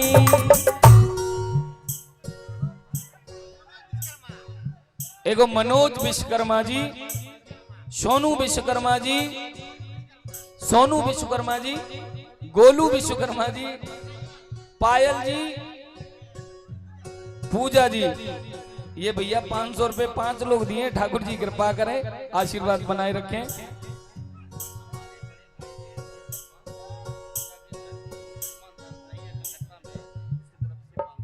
हमारे मुखिया जी के बड़े भैया जी धीरेन्द्र शर्मा जी, ये यहाँ है नहीं, लेकिन मुंबई से भगवान के चरणों में 500 रुपए अर्पण किए हैं। कलकत्ता से 500 रुपए भगवान के चरणों में अर्पण किए हैं। बिहारी जी कृपा करें। हमारे मुखिया जी के बड़े भैया जी कलकत्ता से 500 रुपए भगवान के चरणों में आशीर्वाद, उन्हें खूब ठाकुर जी कृपा करें, आशीर्वाद बनाए रखें। हो आप मानो न मानो खुशी आपकी, आप मानो न मानो खुशी आपकी, आप मानो न मानो खुशी आपकी, आप मानो न मानो खुशी आपकी। हम मुसाफिर हैं अब अपने घर जाएंगे, हम मुसाफिर हैं अब अपने घर जाएंगे। राम का नाम लेकर जो मर जाएंगे, राम का नाम लेकर जो मर जाएंगे, राम का नाम देकर चले जाएंगे, राम का नाम लेकर चले जाएंगे। वो अमर नाम दुनिया में कर जाएंगे, वो अमर नाम दुनिया में कर जाएंगे, वो अमर नाम दुनिया में कर जाएंगे, वो अमर नाम दुनिया में कर जाएंगे। ये न पूछो कि मरकर किधर जाएंगे, ये न पूछो कि मरकर किधर जाएंगे, ये न पूछो कि मरकर किधर जाएंगे, ये न पूछो कि मरकर किधर जाएंगे। वो जिधर भेज देंगे उधर जाएंगे, वो जिधर भेज देंगे उधर जाएंगे। राम का नाम लेकर जो मर जाएंगे, वो अमर नाम दुनिया में कर जाएंगे। राम का नाम लेकर जो मर जाएंगे, वो अमर नाम दुनिया में कर जाएंगे। राम का नाम लेकर जो मर जाएंगे, वो अमर नाम दुनिया में कर जाएंगे। राम का नाम लेकर जो मर जाएंगे, वो अमर नाम दुनिया में कर जाएंगे। ओ जीवन मिला है जीने को ये, जीवन मिला है जीने को ये, जीवन मिला है जीने को ये, जीवन मिला है जीने को ये। व्यर्थ से तू गवाना ना, हे बस राम भजन में गाना ना, बस राम भजन में गाना ना, हे बस राम भजन तू गाना ना, बस राम भजन में गाना ना।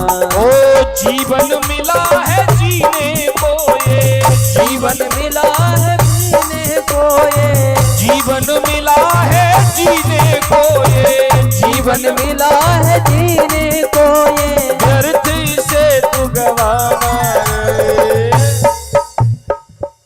हो बस राम बस राम बस राम भजन तू गाले रे, बस राम भजन को गाले रे, रे, बस राम भजन तू गाले रे, बस राम भजन को गाले, बस राम भजन तू गाले रे, बस राम भजन को गाले रे, बस राम भजन तू गाले रे, बस राम भजन तू गाले रे, बस राम भजन तू गाले रे, बस राम भजन तू गाले रे, बस राम भजन तू गाले रे, बस राम भजन तू गाले रे। जय हो।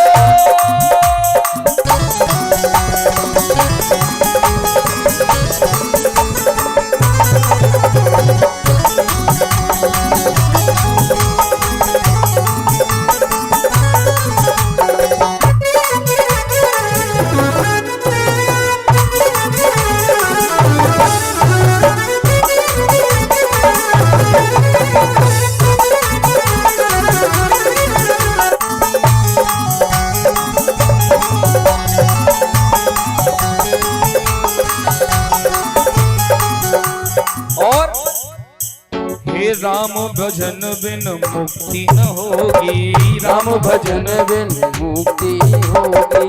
राम भजन बिन गति न होगी। राम भजन बिन गति न होगी। ये गति न होगी मुक्ति न होगी। गति न होगी, गति न होगी। गति न होगी मुक्ति न होगी। गति न होगी, गति न होगी। ये इसमें ध्यान लगा ले रे।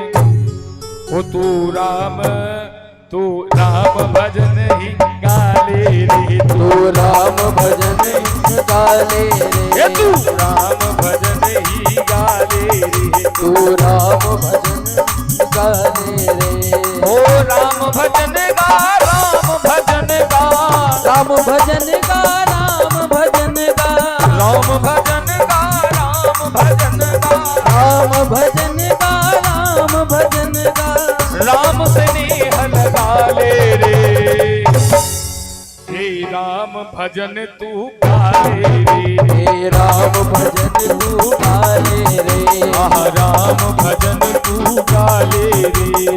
राम भजन तू गाले रे। और एक बार सभी दोनों हाथ उठा करके प्रभु श्री राम का नाम लेते हुए सभी दोनों हाथ उठाए, जितने भी पीछे बैठी माताएं सभी दोनों हाथ उठाके हे बोलो श्री राम जय राम जय जय राम। बोलो श्री राम जय राम जय जय राम। बोलो श्री राम जय राम जय जय राम। बोलो श्री राम जय राम जय जय राम। बोलो श्री राम जय राम जय जय राम। बोलो श्री राम जय राम जय जय राम। बोलो श्री राम जय राम जय जय राम। बोलो श्री राम जय राम जय जय राम। बोलो श्री राम जय राम जय जय राम। बोलो श्री राम जय राम जय जय राम। बोलो श्री राम जय राम जय जय राम। बोलो श्री राम जय राम जय जय राम। बोलो श्री राम जय राम जय जय राम। बोलो श्री राम जय राम जय जय राम। बोलो श्री राम जय राम जय जय राम। बोलो श्री राम जय राम जय जय राम। रामचंद्र भगवान की। और ये दिलीप मिश्रा जी 110 रुपए। दिलीप मिश्रा जी 110 रुपए। हो बोलो श्री राम जय राम जय जय राम। श्री राम जय राम जय जय राम। बोलो श्री राम जय राम जय जय राम।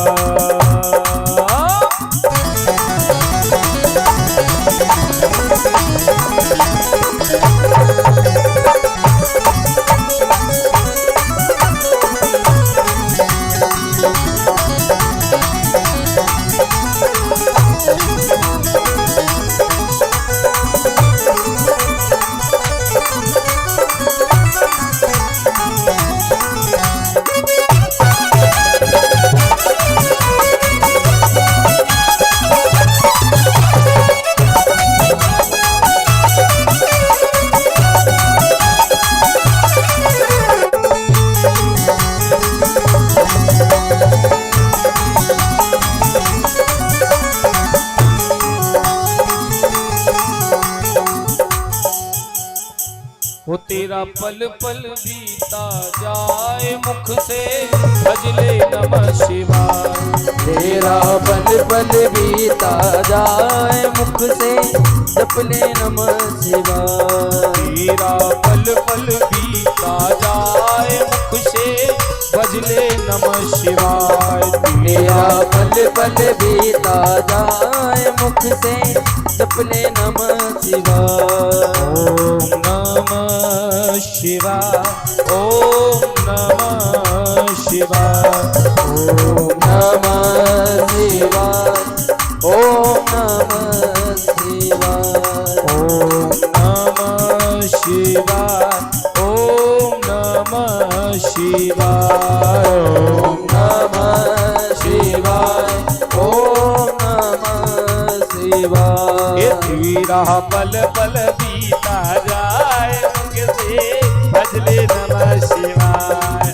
तेरा पल पल बीता जाए मुख से जपले नमः शिवाय। जय हो।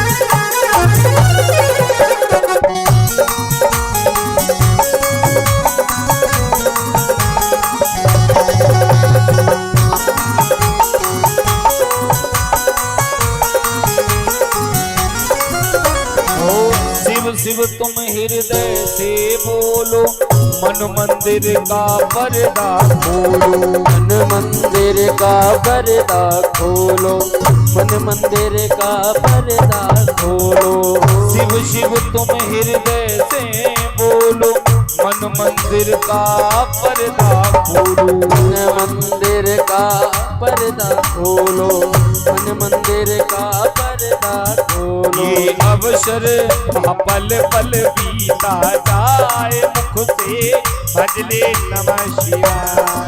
तेरा पल पल बीता जाए, मुख से जपले नमः शिवाय। ओम नमः शिवाय, ओम नमः शिवाय, ओम नमः शिवाय, ओम नमः शिवाय, नमः शिवाय, ओम नमः शिवाय, ओम नमः शिवाय, ओम नमः शिवाय। जय हो।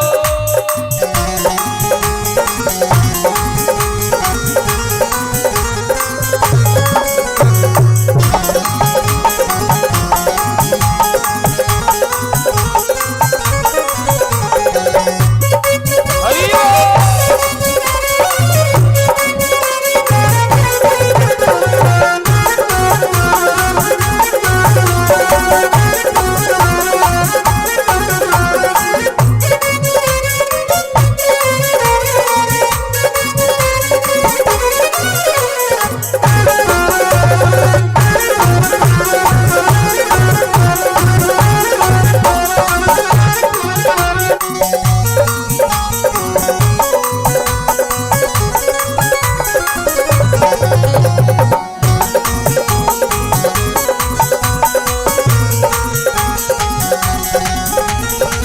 जीवन काया आनी जानी, महादेव की सुनो कहानी। महादेव की सुनो कहानी, महादेव की सुनो कहानी। जीवन काया आनी जानी, महादेव की सुनो कहानी। महादेव की सुनो कहानी, महादेव की सुनो कहानी। और वो सांसों पे तू न विसार, मुख से भजले नमः शिवाय। तेरा पल पल बीता जाए, मुख से जपले नमः शिवाय। ओ तेरा पल पल बीता जाए, मुख से भजले नमः शिवाय। तेरा पल पल बीता जाए, मुख से जपले नमः शिवाय। ओम नमः शिवाय, ओम नमः शिवाय, ओम नमः शिवाय, ओम नमः शिवाय। और हमारे कन्हैया भैया ठाकुर जी को 5 मिनट में लेकर आएंगे। कन्हैया भैया 5 मिनट में ठाकुर जी को लेकर के आएंगे। इसके बाद आप हम सभी बड़ी सुंदर फूल होली ठाकुर जी के साथ मनाएंगे। मेरा सभी से निवेदन है, कोई भी आज जाएगा नहीं, सभी प्रसाद लेके जाएंगे। 5 मिनट में हम सभी के बीच ठाकुर जी की बड़ी सुंदर, राधा कृष्ण की बड़ी सुंदर झांकी, जिनके साथ आप हम सभी धूमधाम से होली उत्सव मनाएंगे। और कल सुबह 10 बजे से हवन प्रारंभ हो जाएगा। तो जिन्हें भी हवन में भी सम्मिलित होना है, कल आप सभी हवन में भी अपने घर की सुख शांति के लिए यहां हवन कर सकते हैं, जिसके लिए आप हवन सामग्री और लेकर के कल के यह हवन में सम्मिलित होंगे। तो सभी जिन्हें का भी भाव हो आप सभी हवन में आके सम्मिलित होंगे। हमारे कन्हैया भैया ठाकुर जी को लेके आएंगे। हे जय राधे राधे श्री राधे राधे, जय राधे राधे श्री राधे राधे, ओ जय राधे राधे राधे श्री राधे राधे, जय राधे राधे राधे श्री राधे राधे, जय राधे राधे राधे श्री राधे राधे, जय राधे राधे राधे श्री राधे राधे, जय श्याम श्याम श्याम श्री श्याम श्याम, जय श्याम श्याम श्याम श्री श्याम श्याम, जय राधे राधे श्री राधे राधे, जय राधे राधे श्री राधे राधे, ओ जय राधे राधे राधे श्री राधे राधे, जय राधे राधे राधे श्री राधे राधे, जय राधे राधे राधे श्री राधे राधे, जय राधे राधे राधे श्री राधे राधे, जय श्याम श्याम श्याम श्री श्याम श्याम, जय श्याम श्याम श्याम श्री श्याम श्याम। और हमारे कन्हैया भैया ठाकुर जी को किशोरी जी को लेकर के शीघ्र आएंगे। और हमारे मध्य में कुछ ही समय में ठाकुर जी और राधा रानी का आगमन होगा। आप सभी मिलकर के उनके साथ आज होली उत्सव मनाएंगे। हो जय राधे राधे श्री राधे राधे, जय राधे राधे श्री राधे राधे, जय राधे राधे श्री राधे राधे, जय राधे राधे श्री राधे राधे।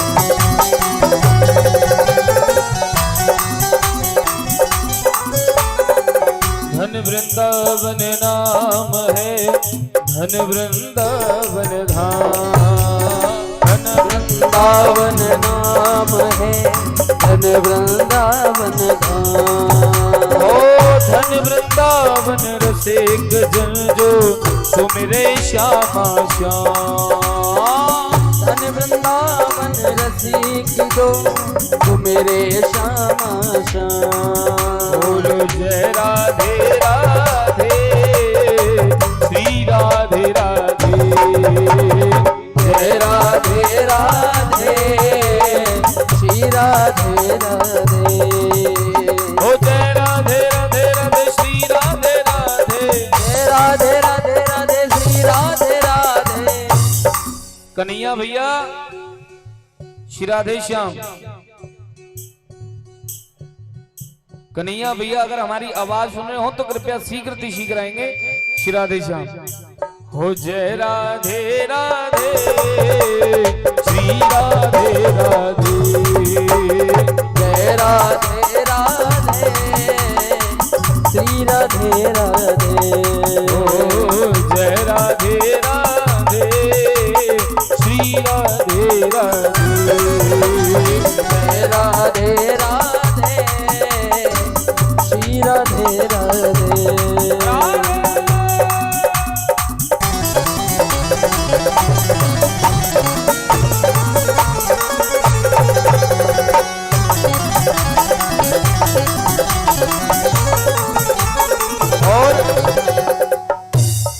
सभी के बीच में युगल सरकार आ रहे हैं। दोनों हाथ उठा करके स्वागत करेंगे। सभी दोनों हाथ उठा के स्वागत करें। दोनों हाथ उठाइए सभी, और दोनों हाथ उठा करके स्वागत करते हुए हो जय राधे राधे श्री राधे राधे, जय राधे राधे श्री राधे राधे, हो जय राधे राधे श्री राधे राधे, जय राधे राधे श्री राधे राधे, राधे राधे राधे राधे राधे राधे राधे राधे राधे राधे राधे राधे राधे राधे राधे, जय राधे राधे श्री राधे। कन्हैया भैया थोड़ा सा आगे पलंग की साइड में, हाँ उधर ही करवा रहा हूँ, तुम निकल जाओ। देखिए कोई भी खड़ा नहीं होगा। श्री राधे श्याम।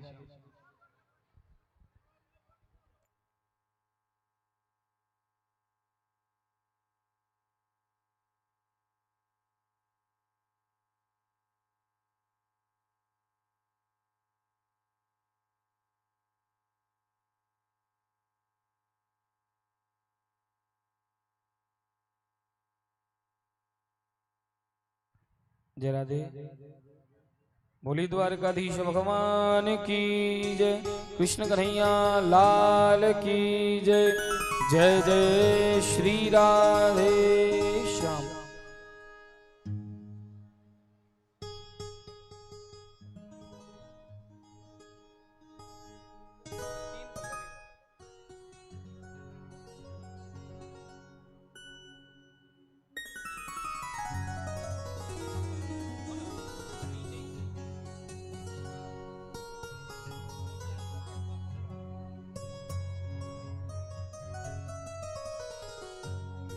श्री राधे।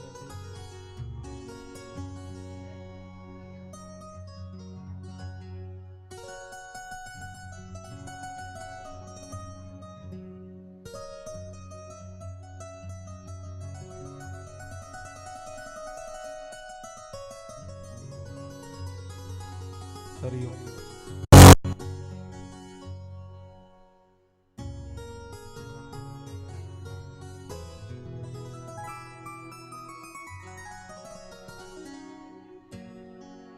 बोली होरी के रसिया की हो श्री राधे।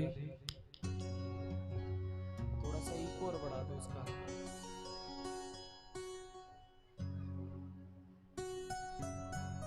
डालिएगा, प्रारंभ करें।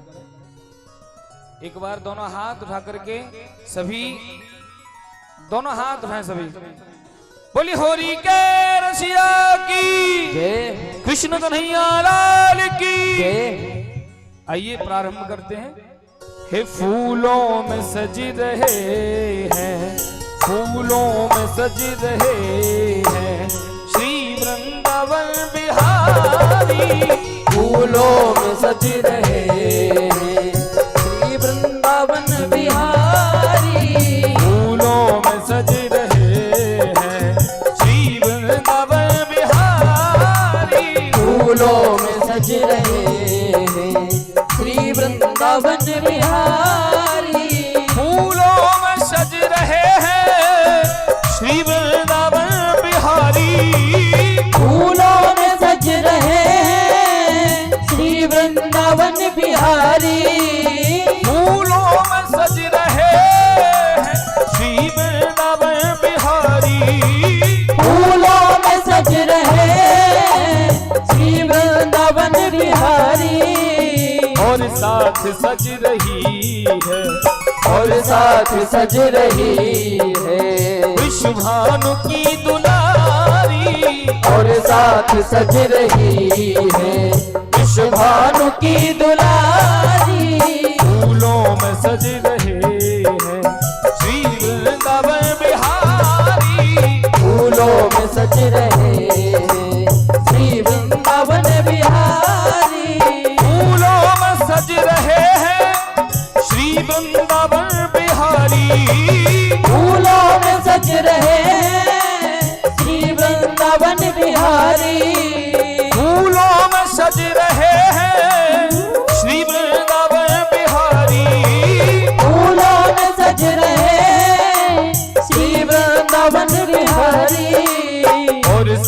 सज रही है, और साथ सज रही है, और साथ सज रही है, और साथ सज रही है।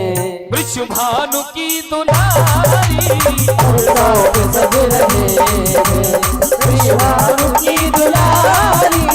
फूलों में सज रहे हैं वृंदावन बिहारी, फूलों में सज रहे हैं श्री वृंदावन बिहारी।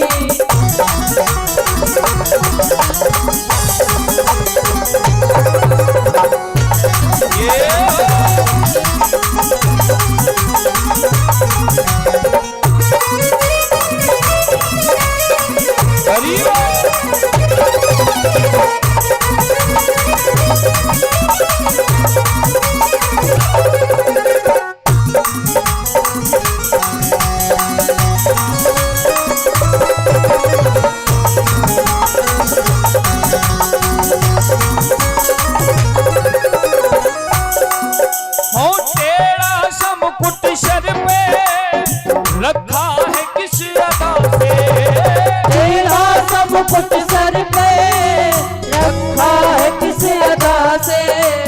तेरा सब कुछ सर पे रखा है किस अदा से, तेरा सब कुछ सर पे रखा है किस अदा से। करुणा बरस रही है करुणा भरी निगाह से, करुणा बरस रही है करुणा भरी निगाह से। करुणा बरस रही है करुणा भरी निगाह से, करुणा बरस रही है करुणा भरी निगाह से। करुणा बरस रही है करुणा भरी निगाह से, करुणा बरस रही है करुणा भरी निगाह से। इन दोनों पे मैं सदके, इन दोनों पे मैं सदके, इन दोनों पे मैं वारी, दोनों पे मैं सदके, इन दोनों पे मैं वारी। इन दोनों पे मैं सदके, इन दोनों पे मैं वारी, इन दोनों पे मैं सदके, इन दोनों पे मैं वारी। फूलों में सज रहे हैं श्री वृंदावन बिहारी, फूलों में सज रहे हैं श्री वृंदावन बिहारी। बोल होरी के रसिया की जय हो, कृष्ण कन्हैया लाल की जय हो, कृष्ण कन्हैया लाल की जय हो, बांके बिहारी लाल की जय हो। अब हाँ सभी हैं?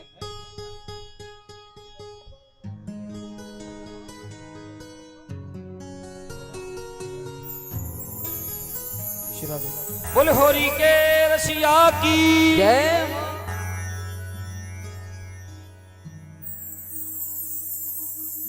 आज पहली होली हमारे ठाकुर जी की और ब्रजवासियों के द्वारा बड़ी सुंदर होली।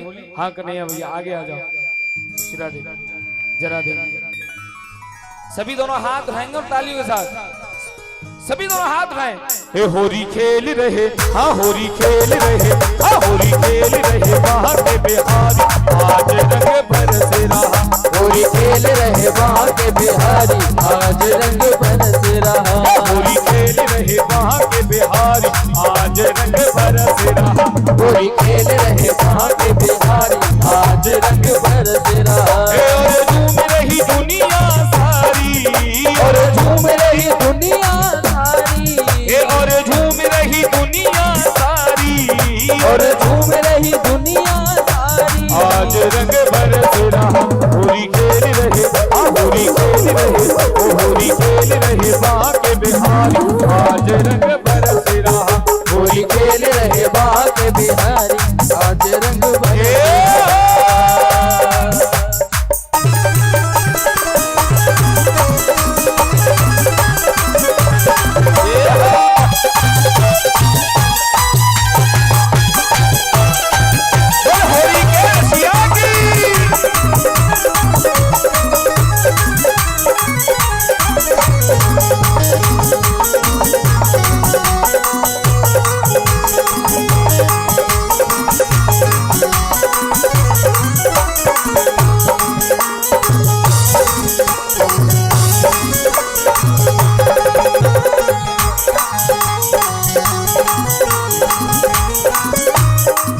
और कौन कौन ठाकुर जी के साथ होली खेलेगा? दोनों हाथ उठा करके सभी मस्ती में ये होली खेल रहे, हाँ होली खेल रहे, ओ होली खेल रहे वहाँ के बिहार, आज रंग बरस रहा। होली खेल रहे वहाँ के बिहारी, आज रंग बरस रहा। और झूम रही दुनिया सारी, और झूम रही दुनिया सारी, और झूम रही दुनिया सारी, और झूम रही दुनिया सारी। आज रंग बरस रहा। होली खेल रहे, होली खेल रहे वहाँ के बिहार, आज रंग बरस रहा। होली खेल रहे वहाँ के बिहारी, आज रंग बरस और रहा। मुखिया जी आप नीचे आ जाओ, सभी के साथ मिलकर खेलेंगे। नीचे चलें, लेकर के चलिए गुलाल नीचे, सभी बीच में चल के खेलेंगे सभी के साथ, दोनों हाथ रखे। ये होली खेल रहे, ये होली खेल रहे, हाँ होली खेल रहे वहाँ के बिहार, आज रंग बरस रहा। होली खेल रहे वहाँ के बिहारी, आज रंग बरस रहा। और झूम रही दुनिया सारी, और झूम रही दुनिया सारी, और झूम रही दुनिया सारी, और झूम रही दुनिया सारी। आज रंग बरस रहा। होली खेल रहे, हाँ होली खेल रहे, ये होली खेल रहे वहाँ के बिहार। ऐसे नहीं, ये दोनों हाथ उठाइए, सभी दोनों हाथ उठाएं और मेरी तरफ खेलेंगे। सभी दोनों हाथ रखे, सभी दोनों हाथ रखें। हो हो हो हो हो हो होली है, रा रा रा रा रा रा होली है। हो हो हो हो होली है, रा रा रा रा रा रा होली है। ऐसे नहीं, दोनों हाथ रहे, सभी दोनों हाथ उठाएंगे। अरे भैया दोनों हाथ उठा करके सभी मस्ती में। नीचे जब मुंह में गुलाल घुस जाऊंगा तो कहां से गाऊंगा? कुछ लोग गुलाल लेके बीच में चले जाओ, पीछे वाले भी बिना रंगे नहीं रहने चाहिए। हाँ तो बीच में श्राद्ध है, दोनों हाथ उठाएं, सभी दोनों हाथ उठा के जरा है, दोनों हाथ उठाएं। हाँ हाँ हाँ हाँ हाँ हाँ होली है, रा रा रा रा रा रा होली है। हाँ हाँ हाँ हाँ होली है, रा रा रा रा रा रा होली है। ये होली खेल रहे, हाँ होली खेल रहे, ये होली खेल रहे वहाँ के बिहार, आज रंग बरस रहा। होली खेल रहे वहाँ के बिहार, आज रंग बरस रहा। होली खेल रहे वहाँ के बिहार, आज रंग बरस रहा। होली खेल रहे वहाँ के बिहार, आज रंग बरस रहा। और झूम रही दुनिया सारी, और झूम रही दुनिया सारी, और झूम रही दुनिया सारी, और झूम रही दुनिया सारी। ऐसा लग रहा है कि मुखिया जी